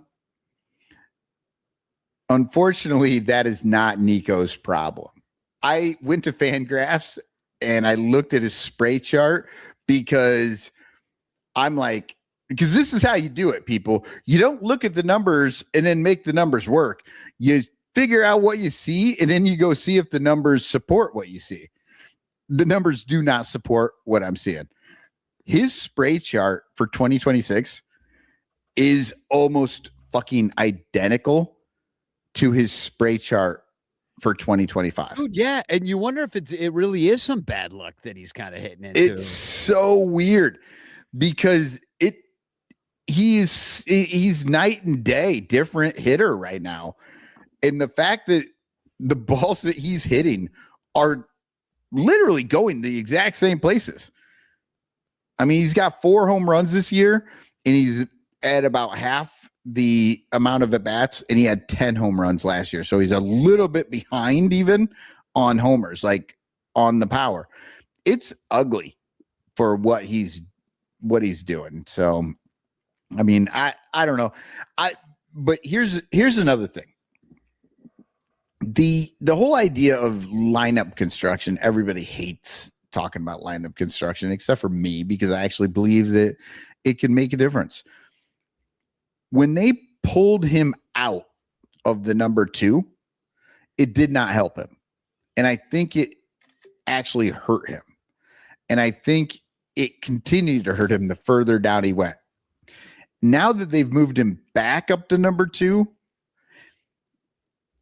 and again, this is just me looking at the game, and maybe I have a biased point of view, some rose-colored glasses for this, but he looked better in the last 2 games. I don't know. Well, I mean, I'll put up exactly what you're talking about. It's funny you bring this up because I saw this from Wimmer, cooked by Jaguar. This was retweeted by Brett Taylor, but this is his 2025 Nico Horner and 2026 StatCast page, and they're identical. That's exactly what you're saying. Like the expected batting average. I know you love the ex-WOBA stat. Yeah, I love anything with an X on it because I'm Gen X, and so I just assumed that they're talking about us. But his ex-WOBA is actually higher than his last year's ex-WOBA. Like the stats say he should have a even better batting average last year than he does this year. Yeah, He's exactly. less barrels though, but not by much. He was never a barrels guy. You know what I mean? Like he was always a smack the ball the other way. I don't know what the difference between a squared up and a barrel is, but yeah, I don't either. Yeah. The big difference between the seasons, and I don't know, I'm assuming the left one is 2025. Yes, and he's walking more. He's walking a lot more. Now, that you would not think that would make the hitting worse. You know what I mean? Like, and Waller's in the chat. Cotton can't be buying into BABIP. No, I don't think you are. No, look, no. How can you not buy into BABIP? BABIP is literally your batting average on bases in play, on balls in. Yeah, batting average on balls in play. That's all it is. It doesn't really mean anything except for it can show. They say like 300 is average, and if you're below that, they're saying you're hitting into bad luck, and if you're hitting above that, you're hitting into good luck. I don't necessarily believe that, but there are oddities here. I think that there's something going on, and I don't know exactly what it is. I don't know if there's I personally feel like there is a disconnect in what the Cubs want, like maybe what the front office, what the management, what they want their hitters to do, and what the hitters normally do. That's how I feel like it's a little bit weird right now. Well, this might just seriously be some bad luck because I'm looking at it right now. Like the last time he was batting 300 was on Cinco de Mayo. So we're in a little over a month from that, a month and or 2 weeks. And he went from 300 and then it was the incredibly dropping batting average. And he went over 5 the next day. And then it was just terrible. And now he went from 300 in the next, let's see, that was game 35. Now we're in game 73. So that's quite a few games. Now he's down at 233, though. His batting average has dropped 67 points, which is not nice. Right. But have we reached rock bottom? Because this is the lowest batting average of the year, except for the first couple games when, getting going. I hope so. And I think, and I hope, I really hope, I talked about this in Cubs Pod today. In the second inning of last night's game, everybody was going opposite field. Everybody. Like the in Cubs. One inning anyway. The second inning. Yeah. The Cubs are, even if it's not Nico, the Cubs are generally a pull hitting team. Like they are just trying to pull everything. And when you do that, the defense can set up for you. And I think that's what's happening because Waller is talking about it in the Cubs spot, how they are doing so well getting guys on base and they just can't bring them in. Well, and I think the difference there is literally when there's guys on base, they're trying to pull the ball. They're trying to hit home runs instead of make contact and hit singles and doubles, right? They're swinging out of their shoes. They're trying to pull everything. And because of that, their pitchers can pitch outside so that the ball that they're trying to pull is a rollover and they can position the defense for it. Whereas in the second inning last night, all those balls going to the opposite side, there was just nobody there to pick the ball up. That's why that was working. Like they weren't great. I mean, we had 75 mile grounders, 75 mile per hour grounders that were getting hits. It's because there's nobody there. And that's the thing that all the old school people talk about. You hit it where they ain't.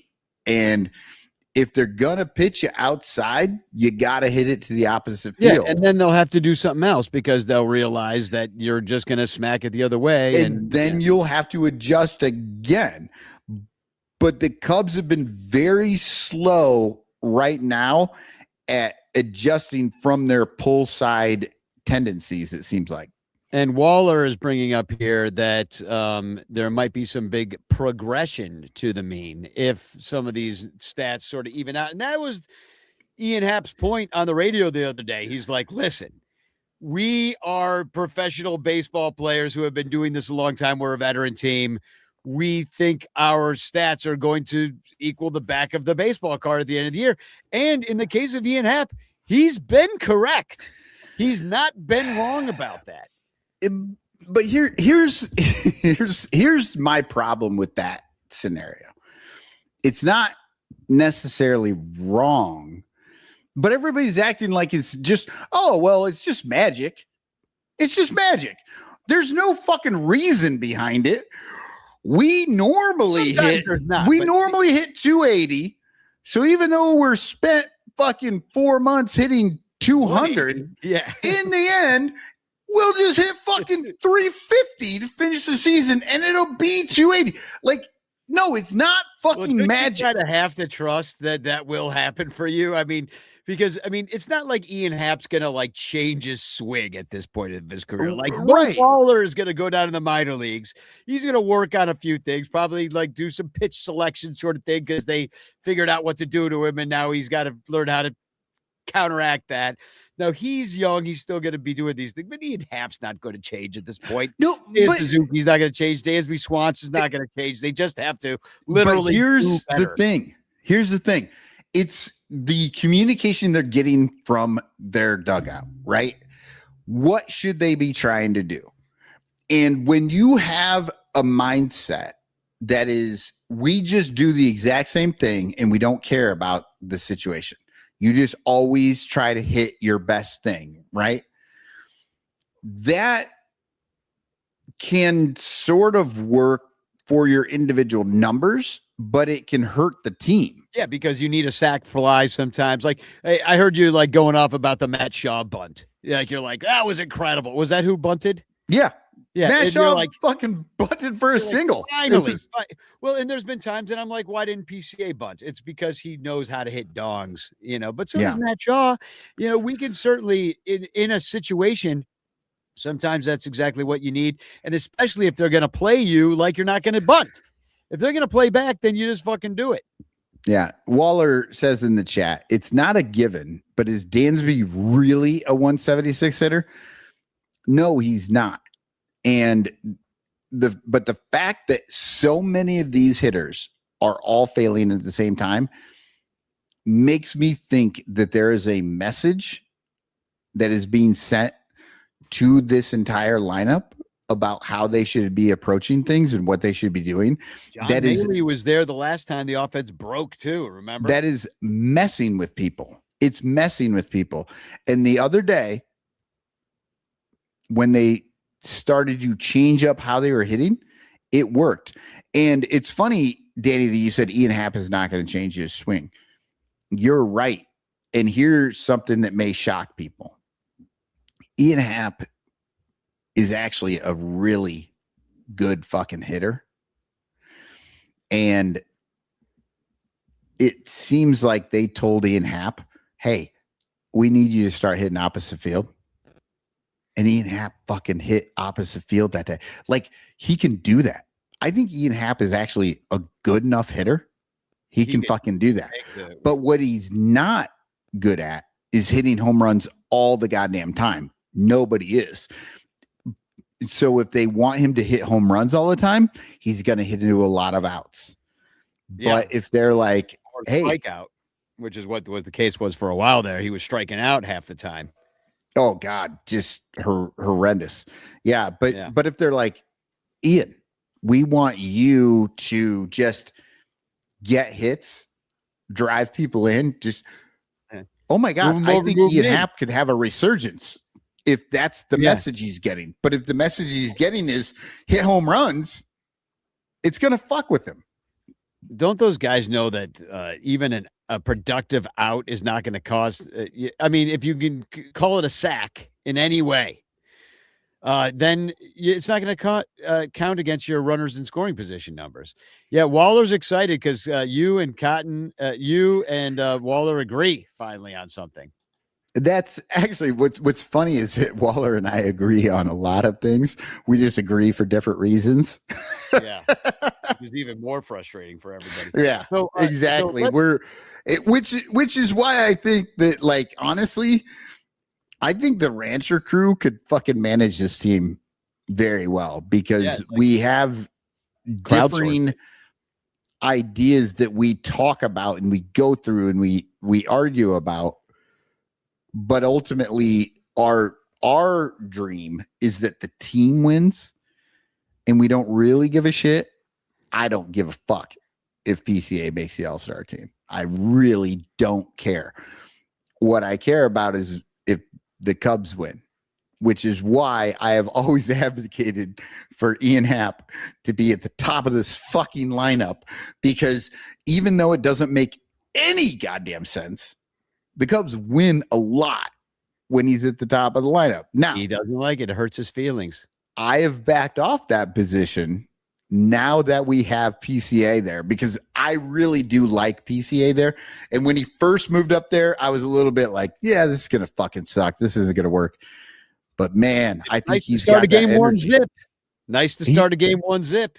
It really is. And I think that he's got that energy. Like, I think it helps him specifically because he's the guy that wants to get in there and kill something now.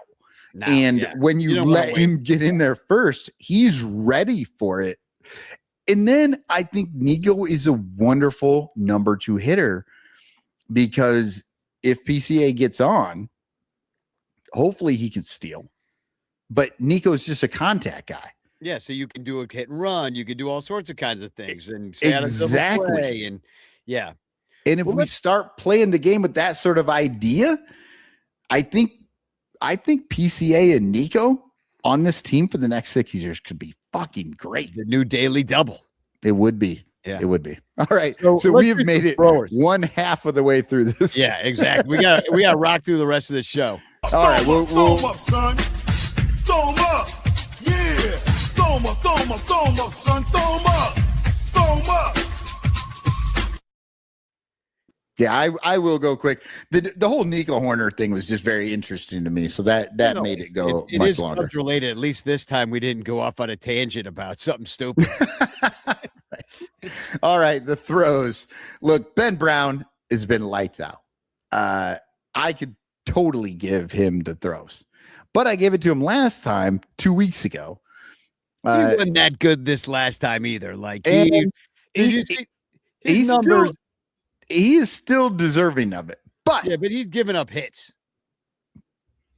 Look at this. Look at this. Oh no, that's the wrong one. Look at this. They're batting 350 off him in his 5 innings. Yeah. Well, this week. Small sample size, but very, very small sample size. Well, you were going to like then, because the guy sitting at the top is the guy that I gave the throws to, Javier, the S-Man Assad.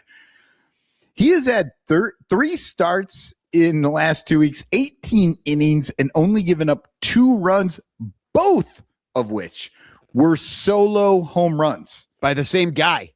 Yeah. So it's like only 2 home runs of his whole career.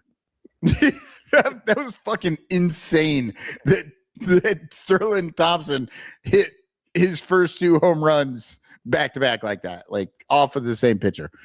It's fucking ridiculous. But anyway, yeah, he has a 0.61 whip in the last 3 games, and teams are hitting 150 against him, which those are literally the best numbers out of the starters, including Ben Brown, who is close to those numbers. In the bullpen, our favorite, Ryan Rollison. I'm going Ryan Rollison. He's as no name as they get, but he was called on to pitch 8 innings in 6 different games in the last 2 weeks. That's more pitching than anyone on this team except for the starters. In those games, he's given up 3 hits. He's walked 2. He struck out 11. And he's got a .63 whip and a 115 batting average against. Ryan Rollison has been on it these last 3 weeks. Do you know how the last Cubs 2 weeks got Ryan Rollison?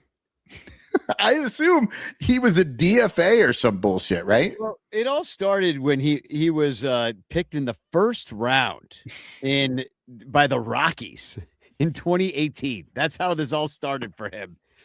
And he was with the Rockies this entire time, only making it up to Colorado in 2025. At which point he was purchased by the Braves, then released, and then selected off waivers by the White Sox from the Braves, who released his ass. And then we selected him from the White Sox. And so that's how he's on the team. Wow. So he had one of those off seasons where he just had 3 different teams when he didn't pitch for any of them, but they just kept like moving him along and like getting the next best guy. But it was a first round pick that they're trying to, I guess, find some juice in, and they're finding it. Yeah. I mean, and this is the thing. He's good right now, but the Cubs bullpen does this. They find guys, they run them until they literally die. Like they just struggle. And so they have these like great stretches, and on a good year, they replace these guys. They do 3 different bullpens and they get the guys out there doing it. And when we move into this flake or the blows, we're going to talk about one of those guys. Are we ready? Yeah. Okay. Here we go. Just put your lips together and blow.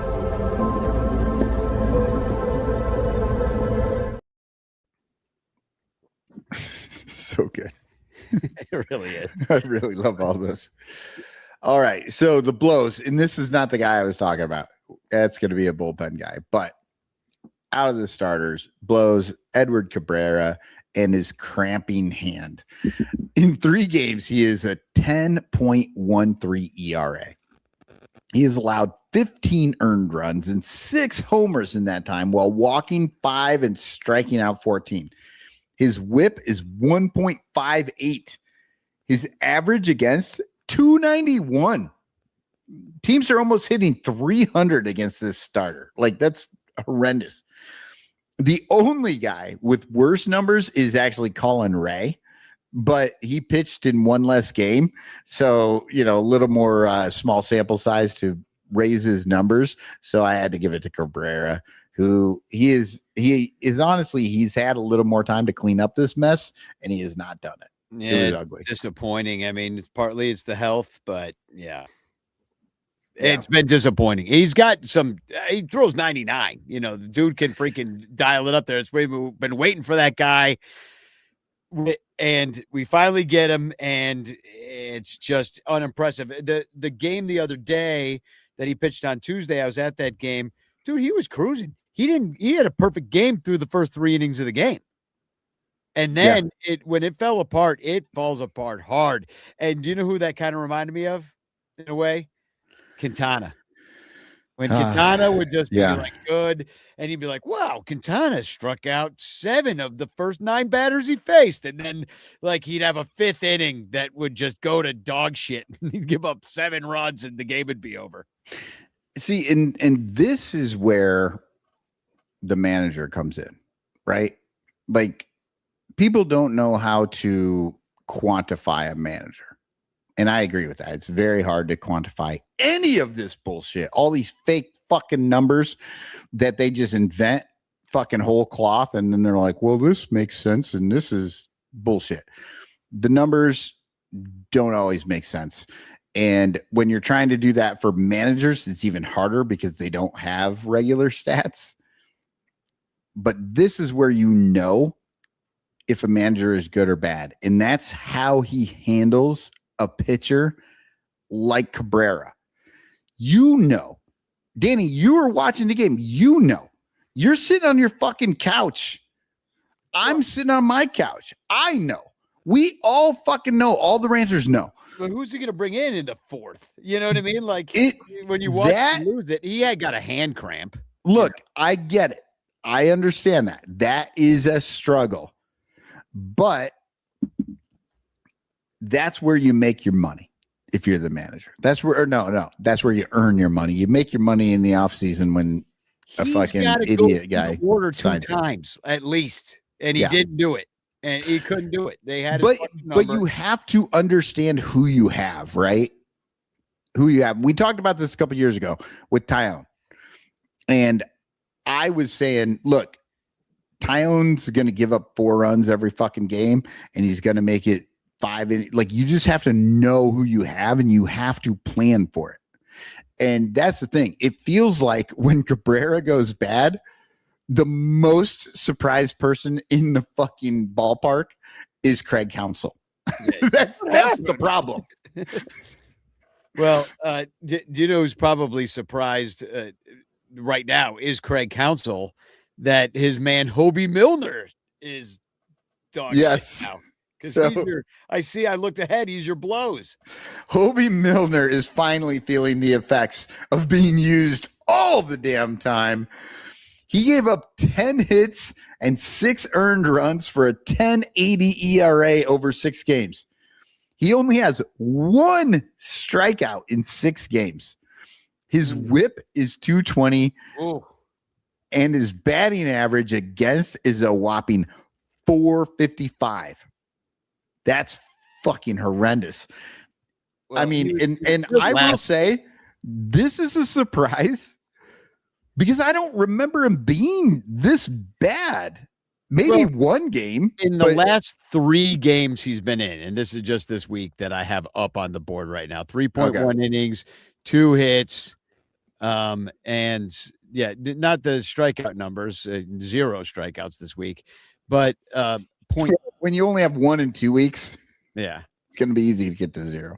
Yeah. So, but the strikeout stuff is concerning because that's the stuff that's been lacking out of the Cubs bullpen too. But I mean, rubber arm freaking Milner just had the thing about you end up with a 10.80 ERA in 2 weeks, like that's easy for a bullpen guy to accomplish. All you have to do is have a shit inning and it blows up your whole month, really. And that's what I was thinking when I was looking at this, but I was on a time crunch, had to get this thing done, and I was just kind of surprised that it was that bad because, like, we're looking at your numbers here. This is over the last week. Yeah, he's got a 0 ERA. He's turned it back around. But yeah, he had some bad games there. And the problem is the Cubs. I mean, these guys talk about overwork. The reason he's overworked is because there's no one to go to. Like, they're got the Iowa shuttle in there. Philippe Matone has been shit, even though he didn't give up any runs this week. But that hasn't been a clean inning either. And he's walks and hits. Ethan Roberts horrendous the other night, last night. Yeah. And they're just at the end of their rope. Like Ethan Roberts isn't really supposed to be on the team if all things are going well. Philippe Matone is. Mm-hmm. So that's the issue is like when you have guys that are supposed to be doing well, like Philippe Matone and Dansby Swanson, and they're basically ruining the entire season by existing. So, and here's the thing. The Cubs did go on 2 10-game win streaks. It saved the season. The Cubs are currently above 500. Are they a playoff team though? Technically, and I do actually want to talk about them. I'm glad you brought that up, Danny, because you know what? They are a playoff team, but not fucking really. Not a traditional playoff team like from our childhood. In our childhood, they're in 3rd place, and you're waiting until next year already. Exactly. I'm done with this bullshit. I hate the fucking expanded playoffs, all this shit, because it just keeps them in it, and everybody's like, oh, well, they're still doing good. No, they are not doing good. They had a great run for a minute, and now they're treading water. And if we are lucky, they're the players are going to figure it out. I am pessimistic on that because I feel like this fucking front office and the management team, like, I feel like they don't see the best ways to use their players. You know what I mean? Like, they don't know how to get the best out of their players. Well, they can't, because, like, think about how Craig Counsell was able to manage in Milwaukee and how those teams succeeded. Now, first of all, he had Pat Murphy, was obviously the genius behind the entire thing. Right. But the other part of it is they had a good, healthy mix of, and actually it was mostly young players. They would have some lifelong Brewers like your Lorenzo Cain or somebody like that who would, be on the team. Ryan Braun was there. They would have that one guy that they'd kind of build around, and then everybody else changed up every year. As soon as a pitcher got a little long in the tooth, like even like Josh Hader, they're like, you know what, this guy's going to suck soon. Let's get rid of him. And they did that so expertly. And then they'd always have somebody to replace him with from the system. The Cubs aren't like that. So, you could say partially that Craig just got here. He hasn't had time to like build the system, but I don't think he was building it. I think it was that whole top down or even system that they built in Milwaukee, just having smarter people. Whereas Ricketts, they fired the scouts. They're using Jed GPT, who's a Nepo baby from the Theo days. You've got now they think that just spending money on a manager makes them do better. It doesn't. Like, Craig was part of a team, and now he's here and they're like, well, he probably got there the first day and sat down with Jed and Jed's like, okay, so what are we going to do? Like, and he asked that to Craig. So what's the plan? And Craig would be like, well, I thought you guys had a plan. It's like, oh, no. That's why we hired you. Or, or on the flip side, Jed sat down and said, this is what we're going to do. And Greg's like, wait a second, but I wanted to. Taking your $8 million away. Yeah. No, you're making $8 million to listen to me, asshole. Yeah. And fix things in mid game. Yeah, it would be nice. Nobody's going to want to talk about loser teams in the future, but if, like, for whatever reason we're alive in 20 years and like we somehow like think back to the fucking Dansby Swanson Cubs of the mid 2020s and we reminisce about this on a sadder moment in our lives, maybe at a funeral or something like that. Maybe at Dansby's funeral. Yeah, exactly. When we're somehow invited. We crash it. Yeah. By the way, we're the only ones cheering. Lyle is not here because he is at a funeral. So, yeah. And it is a funeral for the Cubs season, unfortunately. It's like if we look back and do like look back at this team and see what happened that we think went wrong. I think we will look to the fact that it was just the smartest guys in the room with the best quote unquote players on the team that somehow just did all the wrong things because they could not work together to make a plan to actually win baseball games. Like, they were so concerned about the back of their baseball cards and what is supposed to work as opposed to what does work. Yeah, and I've been saying this for a long time, and I know, Danny, you agree with me here. It's an art. It's not right, and they're not math. Doing the art. They're just mathing everything. Yeah, they're mathing and they're looking at the past. It's all past. All stats are past, and they think that these guys can just fit in. And fucking, like, it doesn't matter who you are. We're just going to stick you here and you're going to do the thing. And they're cogs in a machine to these guys. And that's not how humans work. And that's one of the major problems. And I will have to say, you talk about that, like, looking back. Well, you know who's looking back right now? The lovable reunion. And what is the thing that they keep talking about with Joe Madden? Oh, Joe. Yeah. Joe just let them be themselves. Like, he gave them the autonomy to be themselves. He did give them direction, but he let them do their thing and helped. He looked at their thing and tried to help them be better at that thing rather than look at their thing and say, you know what, you shouldn't do it. You should do something else. Like, that's what I'm taking from it.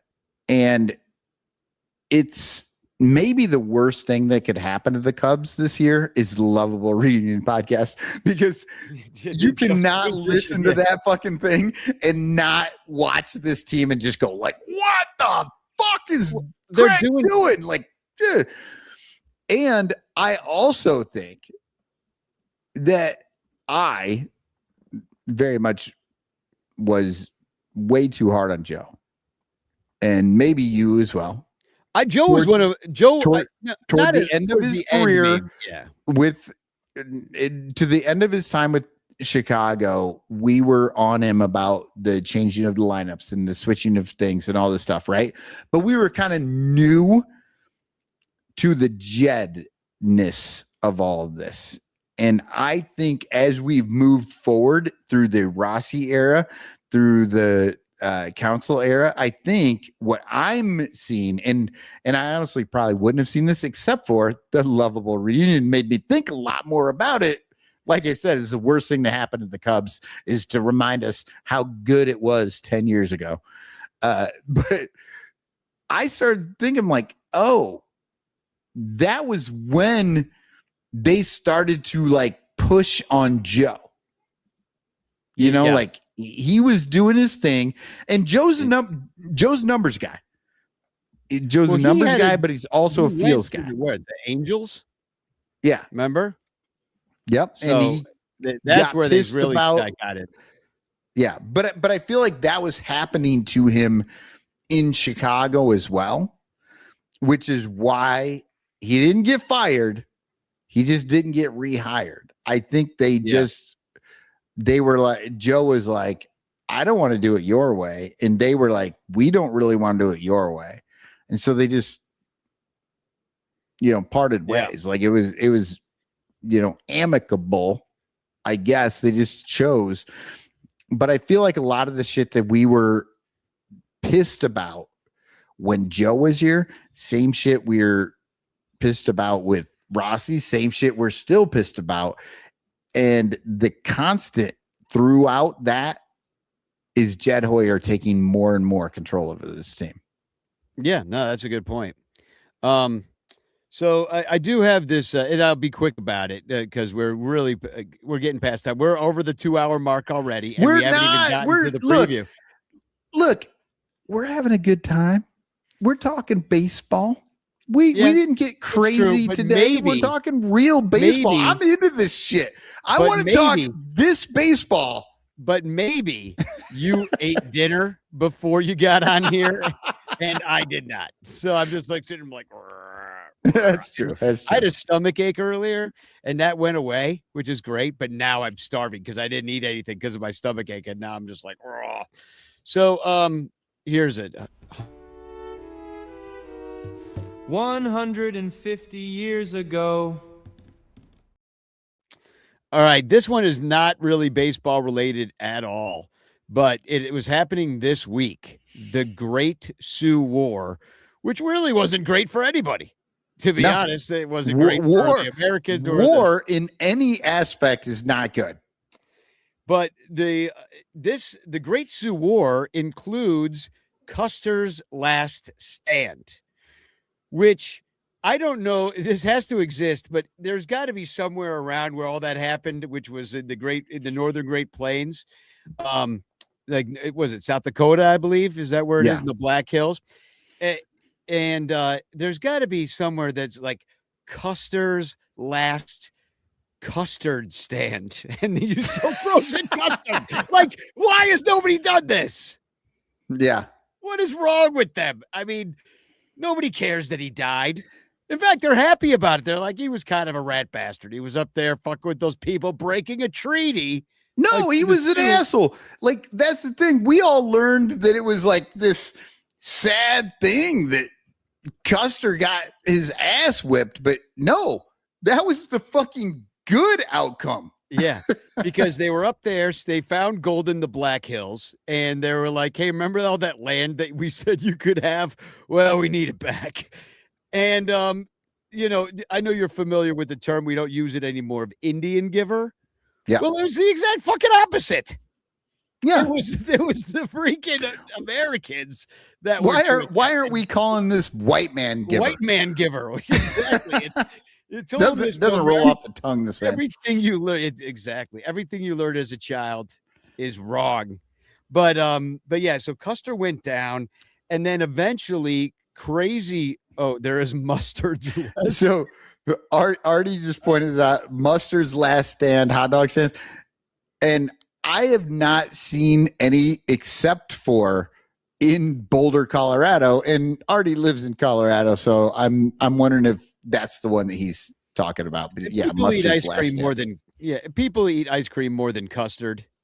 So as well. So, but there's a great custard place in Milwaukee called Leon's Custard. It's been there forever. Big old drive-in place. So if you're ever up in Milwaukee, if any place in the world would be perfect for Mustard's last stand, it's Chicago. Yeah, exactly.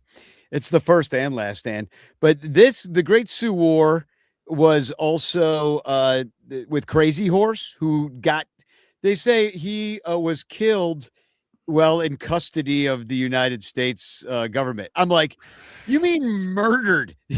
That's called murdered. Yeah, exactly. And so they just put him they just killed him. They just executed him without a trial. And which I didn't know till I read all about this war. I was like, because Crazy Horse, now there's bars called the Crazy Horse Inn and stuff you know what I mean? Like it's kind of a regular, it's used within American branding.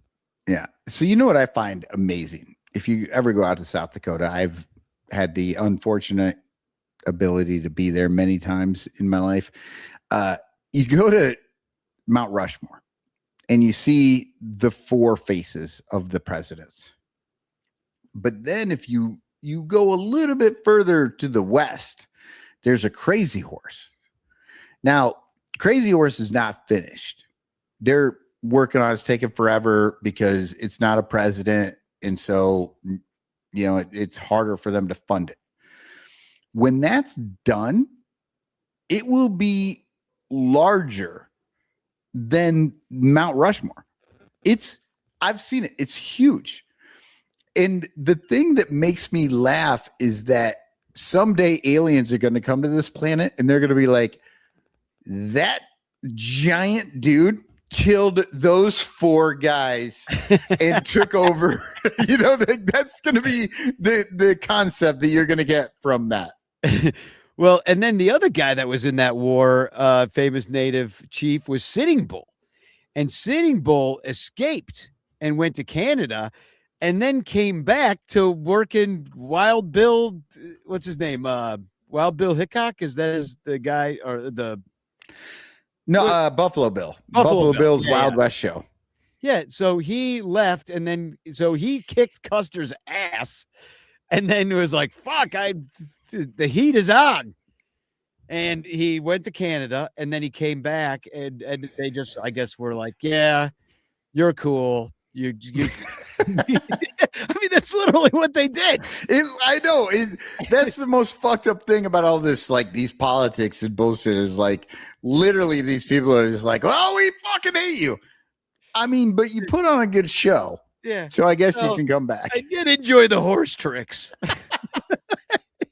I did enjoy the horse tricks you were doing while you mimicked the killing of Custard. Of your, and of your people. So it's a bunch of trash. I mean, it's really kind of sad when you look back at the history of the United States. It just is, and plus, we could have been different. If we would have learned, we could have been different. Yeah, no, it is because we could have learned a thing or two about living on this land from the people that fucking lived here. And instead, we're all trying to patch over what we fucked up, and it's ridiculous. The dark secret is that the Pilgrims were the biggest assholes in Europe, and that's why they nobody kicked him liked out. them. Nobody liked them. They were just being dicks, and everybody was like, you know who's a dick? Those fucking pilgrims.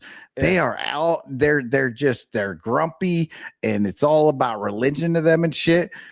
Why don't somebody give them some boats? Fucking send them off, and then they went over to, you know, and then we're here and we think like we're brought up, at least I don't know if it happens anymore, but we were brought up to think they were fucking heroes. They were not. They were just these assholes that showed up, and the natives were like, you're not going to make it unless we help you. And then they made the biggest mistake of their lives. They did, and they helped them. I know. So dumb. What were they thinking? Being hospitable.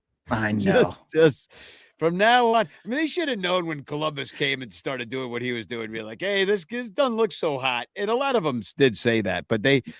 Yeah, and like 3 years later, Shakespeare wrote Nice Guys Finish Last.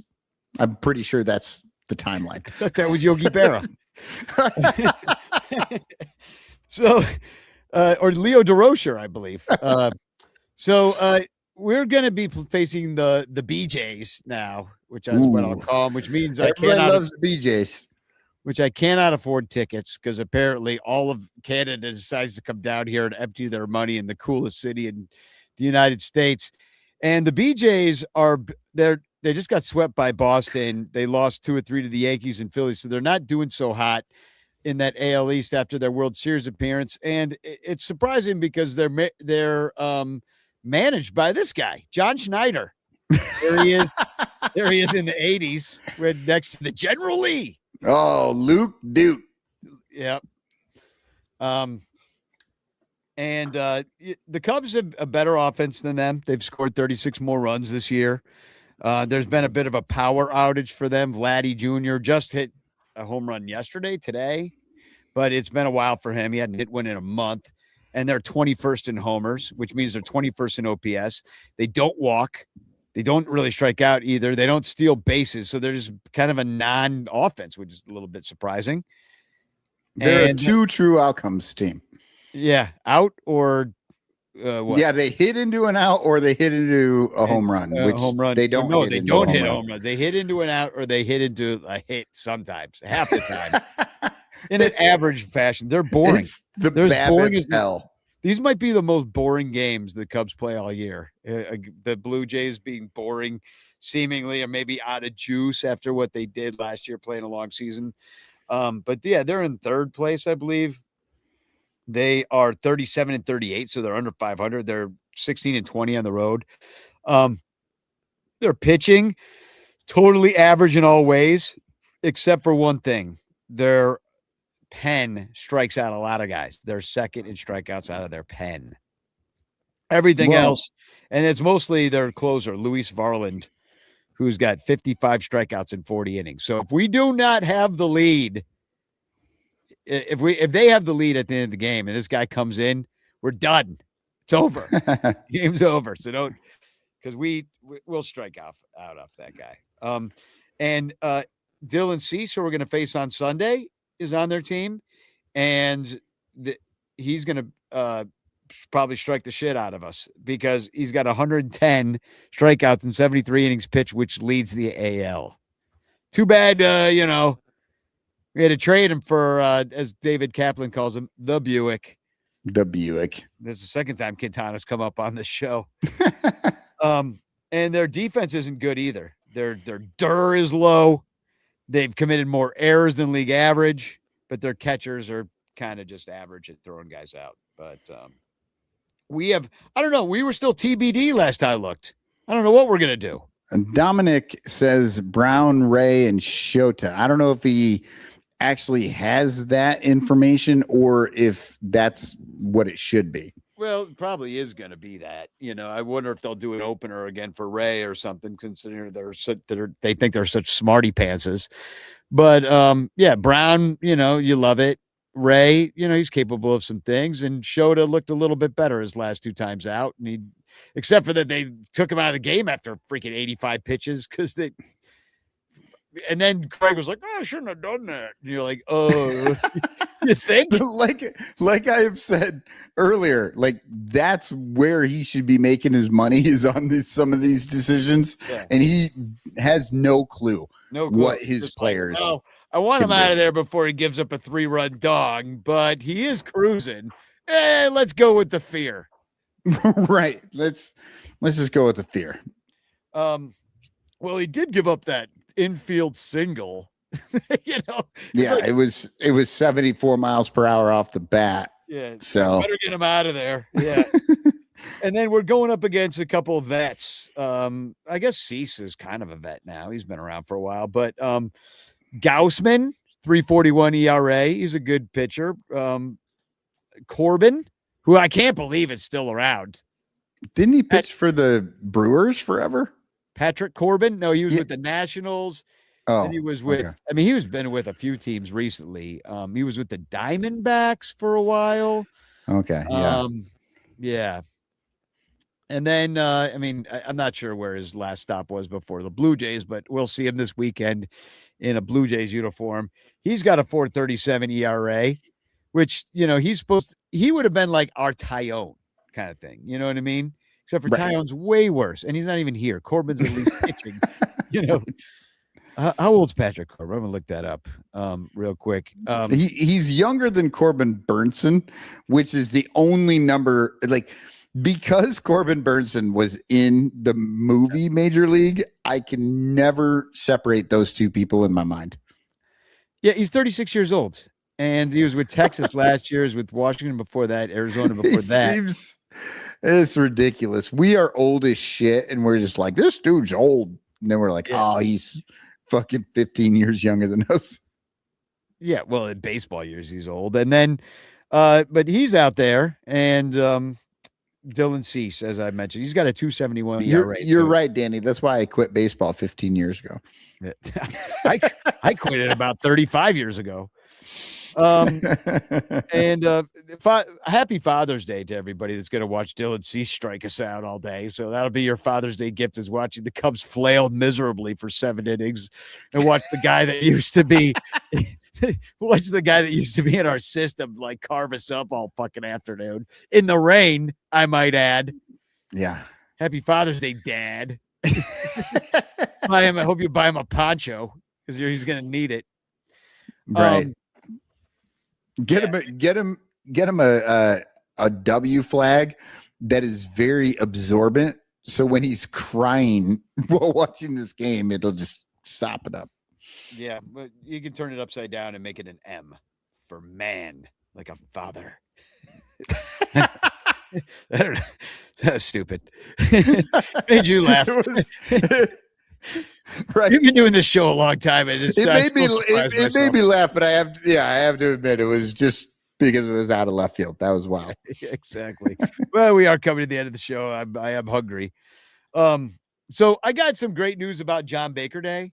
We're going to do it on 7:30, July 30th. So it's all going to be online. John's going to come on the show. So is Will Baker, his brother, who helped me with the trombone parts. And as part of it, I talked to Joe from Obvious Shirts. He's making a John Baker Day collection with a couple different phrases, which we have yet to put up the store yet, but it'll be like in the classic Obvious Shirts style, it's available in the different colors that we could do, the dark blue, the light blue, that kind of stuff.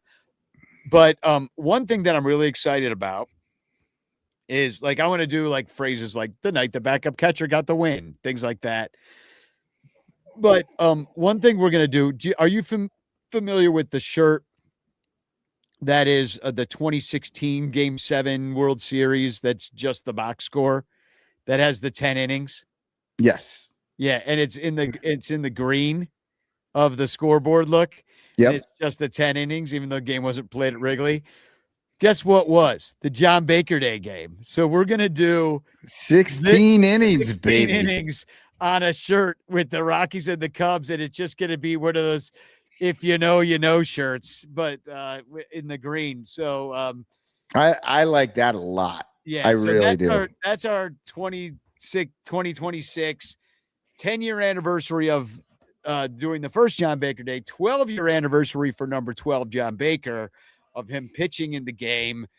And we're going to take it online. We're going to sell this shirt. And Joe said that all of the proceeds from selling the John Baker Day shirts are going to be donated to Trapdoor Theater, which is producing The Game, which is my musical that I've written. Nice. So it's non-for-profit donation. On top of that, I've had a conversation with Levante because I've told him, because we're still tithing our Patreon to him, the 10% that we give him. But what we're doing is Levante and the Lost Boys is going to be the partner organization for The Game next summer. So not only are we writing grants to bring the show to the South Side so that we can bring it down there and do concerts for the kids, bring them to the North Side to come to the theater as well, because this show, surprisingly, even though I wrote it, is appropriate for kids to see. It is. Like it everything is. else I've done. It's a lot of dad and kid jokes. There's no like foul language or anything like that. I cut the smut. I'm like, Yeah. I cut the smut because it wasn't really serving me. But anyway, we're going to raise even more money for the Lost Boys in the aggregate, I think, when we sell all these tickets and have their QR code front and center in our program that we're going to make, and call out them as our sister organization in front of every show, put their logo on the posters. Like, we're going to do a lot more than we're able to do with just this show. So we're just kind of like raising money for the show so we can raise even more money for Lost Boys. Just because I know that people would wonder, like, oh, we're not going to do John Baker Day for the Lost Boys. And we are really ultimately. But we're going to do it in this different way that allows me to get this show up. But we'll have more to announce on that, including because I haven't talked to him about it yet, except for a little bit. We're going to do a matching gift situation where somebody, and I'll see if he might want to be anonymous, is going to step up and do like a matching gift for all the donations that we make during John Baker Day. So, ooh, nice. So everything we raise, it's going to get matched up to a certain number. So that's really awesome. That's really I've been cool. working on all this stuff. So I'm really excited about it. Plus, just to show you, I'm going to put my fucking money where my mouth is. Almost everything I have of value is going out in a raffle. So the Javi, the Matt Cameron's permanent paintings, Javi, this is an original. That's going. Pedro Strope sign camera. I'm going to raffle that off or auction it, depending on I'm talking to Crawley about that. I've got Ernie Banks signed Steins that are sitting there. I'm even considering selling the Cubs urn that I was to be buried in. It's worth like $600. I might buy that just because I want to own your death. I want to make sure you're in there, buddy. I want to know. I want to pass that down through my family. If you want, I will. 4 generations, they'll be like, our grandpa was really weird. This is his podcast partner. And they're like, what the fuck is a podcast? Yeah. Well, I mean, I will even raffle off my dead body.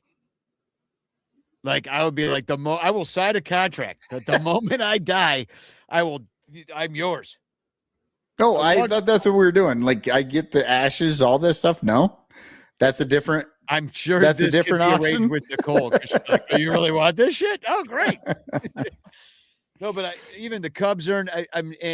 So we're doing the shirts. And maybe we'll do a couple other things. I'm trying to brainstorm some things. If you have things that you're willing to raffle off, like, I don't know, a certain Boog Sciambi signed baseball, maybe that once belonged to Michael Cotton. You know? I could pair that with the Sciambi JD bobblehead that I have. Exactly. Well, that's quite the prize. Yeah, maybe it's worth something if it comes with like an obvious shirts gift certificate, but right. That would be one where I would have to pay somebody to take it from me. Yeah. Yeah. So anyway, I'm super excited. We're also going to be doing like obviously the donations and stuff because frankly, I need $60,000 to produce this show, to pay everybody money. I'm willing to go in as far as I can just because I wrote this thing and I was like, I spent a lot of time writing the shit. And so I'm at the point where like, well, if I don't get it up, then what was the point of it all of writing it? That's what she said. Yeah, I was waiting. I'd step things up. So anyway, thank you for everybody that's donated so far. I've raised $2,100 from the likes of you people. And so I had a great meeting yesterday and I'm excited to kind of like throw my juice behind this as opposed to, That's what she said. Exactly. So there still you're like the character in the sitcom that has no idea that they're saying all the dirty stuff. I'll straight man for you in my pride hat. So there is still a GoFundMe up there. And if you haven't donated so far, you should, because then, in fact, if you give $1,000 to this project, you get your very own actor. That is what I'm paying the actors. Like per guy, per person in the play, the actor, they'll work for $1,000. They will. It is not equity theater, people. So it's not a lot of money. They work really hard for $1,000. People do not understand how little people in the theater get paid. Well, I'm here to tell you. So if you would give $1,000 to any of these fundraisers, you're basically buying an actor. I will make them wear your name on their chest the entire play.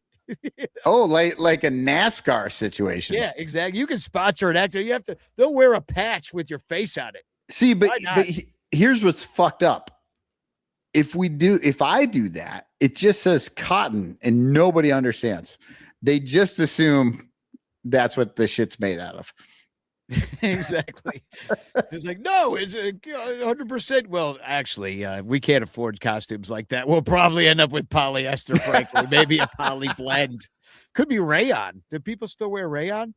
I don't know. So I am singing the national anthem because I'm the only person that loves this country, apparently, according to my Twitter, as far as I can tell. I'm the only one that gives a shit. So I'm going to go out there, and I will say this too. I practiced it in the cemetery the other day, so I could really get out there and belt it out in the cemetery because nobody's around except the dead. And Ernie Banks climbed out of his coffin and took his hat off. Yeah, and he was like, "Good job, brother." So I'm singing it in South Bend on the 27th. So if you want to come out, I don't know that anybody's coming to this one. I was supposed to sing it with my sister, and even she backed out. She ended up having people in town, was like, got bad news. So I'm on my own. But unless you want to come sing it with me, Cotton, in case you, you know what? Sing the national anthem, or I'll bring a kazoo. Yeah. Like I'll do that, but no, I would love to. I went to South Bend last year for David Elliott's birthday. It was a wonderful ballpark. You sang the national anthem at that one. It was fun. I would totally go back. That is 1 week away. Sure. Yeah, 1 week. I might be able to pull that off. Yeah, on the 27th. Maybe I'll snatch up Alex. Alex, hit me up if you want to go. Maybe we'll run down there and then drive. It's a bit of a trek from Iowa, but but the last time I went, I drove down and I drove right back. It was only 12 hours on the road. Well, if you want to, you could just go back to Chicago and stay at my place and then drive the rest of the way. Yeah, that's fine too. I got room, and I got better things to do, Danny. Yeah, you're like, I can do all the other stuff, but going to your place, nah. I want to also say, Crawley's birthday, 7/18. We already mentioned that, July 18th. John Baker Day, I just talked about. Cincinnati's on because that's September 19th. Save that date. And we got any birthdays? I saw Billy Williams' birthday was on Monday. Robert License tonight. He's a Bleacher bum. Nice. And, Robert, congrats for another trip around the sun. And next Tuesday is the Ryan Sandberg game anniversary. So look forward to that. And that'd be kind of sad now, because he's gone. And then would this be the first one since he died? I think so. Yeah, when did Ryan Because Sandberg? I feel like they did the statue thing last year on Ryan Sandberg Day. Yeah, well, he died on July 28th in 2025. Yeah, so it would be the first one. Yeah. So we'll be hearing a lot about that. So you can prepare yourself to be sad for that. And then another bit of sadness that is now happy. It's a happy story. Is that Artie Boucher's father died, and I fired up the Mike Leonard condolences jersey page, which is the first guy I ever bought a condolence jersey for. Honestly, luckily, we haven't had to use for a while. Like that's actually good news. And it took the bad news of Artie's father dying to remind us that that is a thing that we haven't had to use. Yeah. Well, the one guy, Andy, lost his mother, but it was like right at a weird time. And I was like, well, he doesn't even know about the condolence jersey page because so we don't have to do it. But then now you just fucked up by saying it. I know, because it's been hanging over my head. So it's like, there was actually more raised. There's like $35-40 in the condolence jersey kitty. So now I want to do something with the extra money for Andy. That's my point. And so Andy's hearing that for the first time live. That's nice, except for Andy finally just got over the loss of his mother, and you're just gonna bring that shit back up. Bring it ball back up.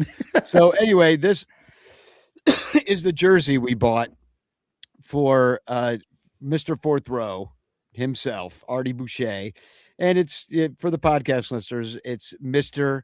Row and the number 4, and we got him the good version of the Friday Blues. Yeah, no, I think this is a very cool jersey. Danny and I talked about this a little bit, and the idea that it's Mr. Rowe and the number 4, like, I don't know. When I look at it, I know. If you know, you know, I guess is the thing. And I see Mr. Fourth Row 100% when I look at it. It's great. But we love you, Artie, and you've been a big part of this community for a long time. Unlike Andy.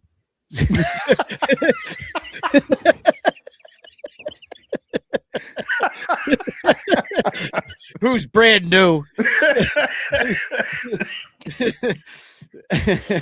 Just kidding, Andy. I love Andy. Me and Andy text all the time. I was going to say, Andy's going to show up in Cincinnati and be like, what the fuck, man? Yeah, no, I know.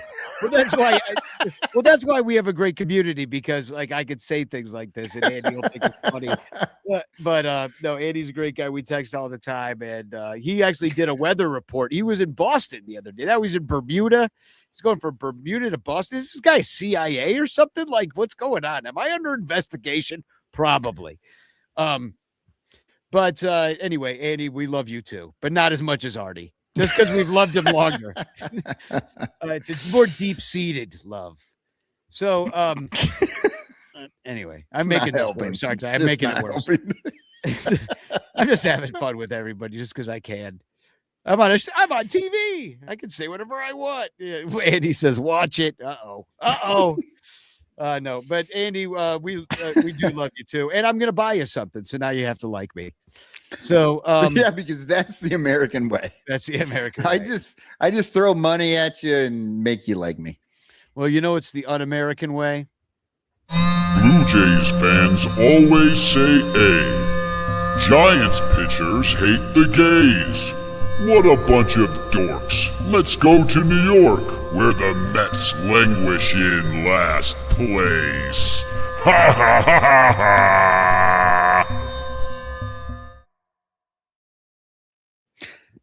I don't know what Cubstradamus is on, but it is very strong. That dude didn't move. Yeah, he's at a K-hole or something. I think he's probably doing ketamine with Elon.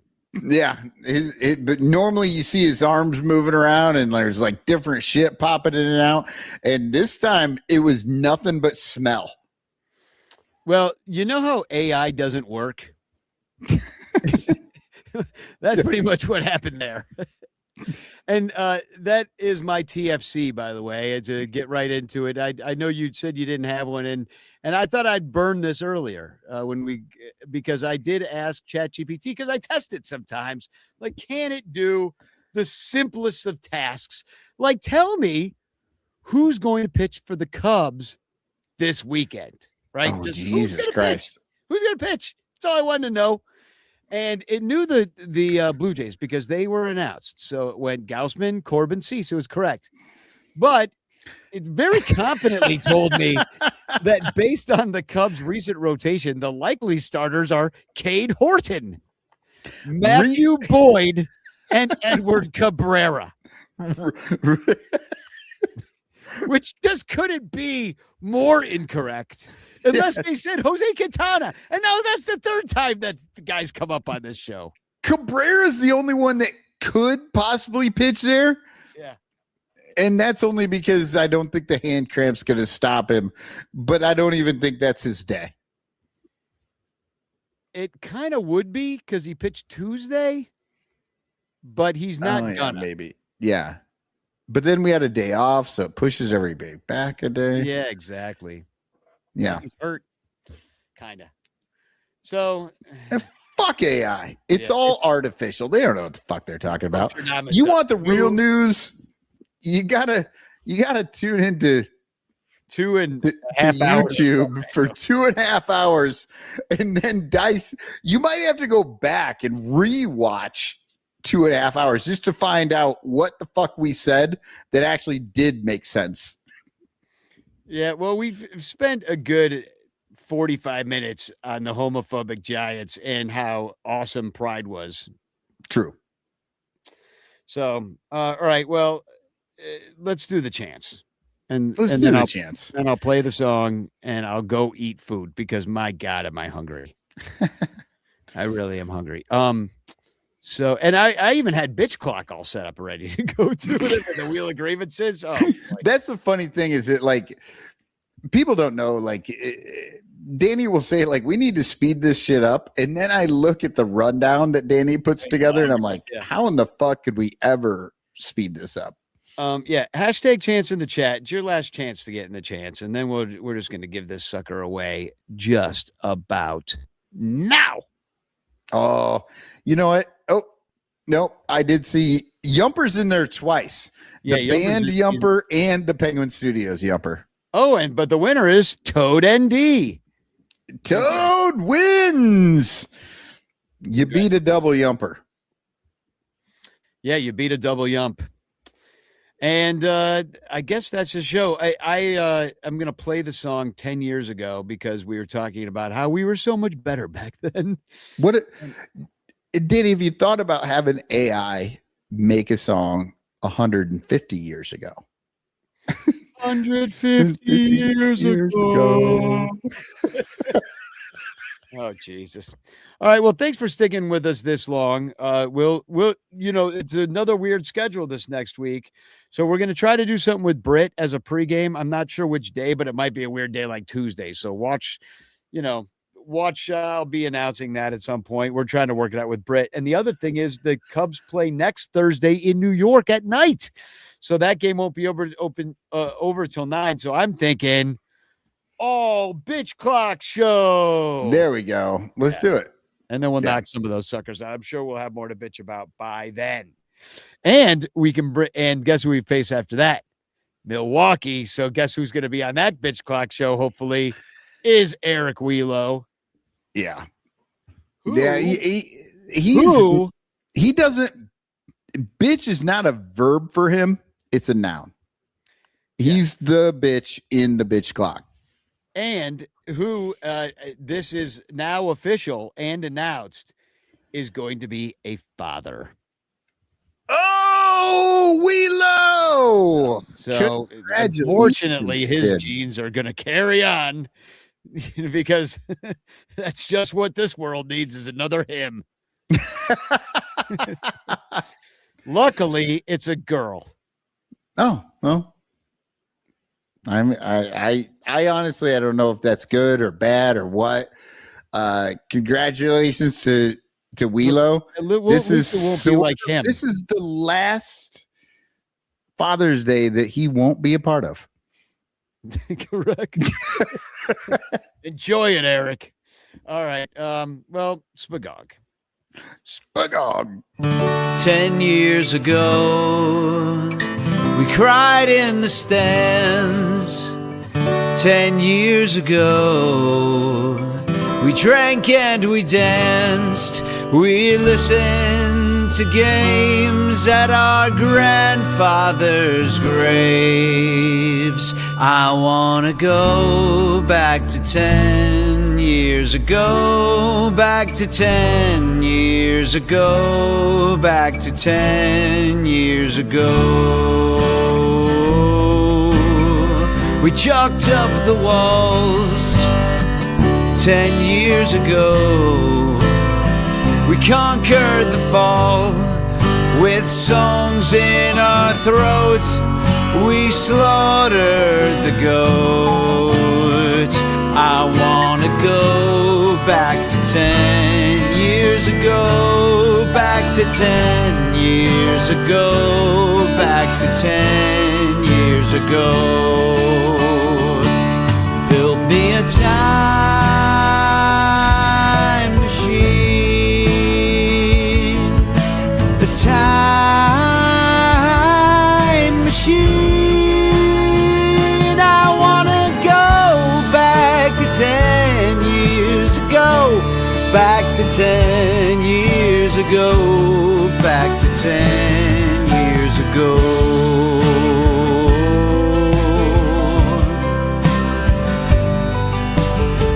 10 years ago, we laughed through the tears of a century's years. I wanna go back to 10 years ago, back to 10 years ago, back to 10 years ago. When we were all young, 10 years ago, we finally won. Hey, family and friends, let's remember when. And we can go back to 10 years ago, back to 10 years ago, back to 10 years ago.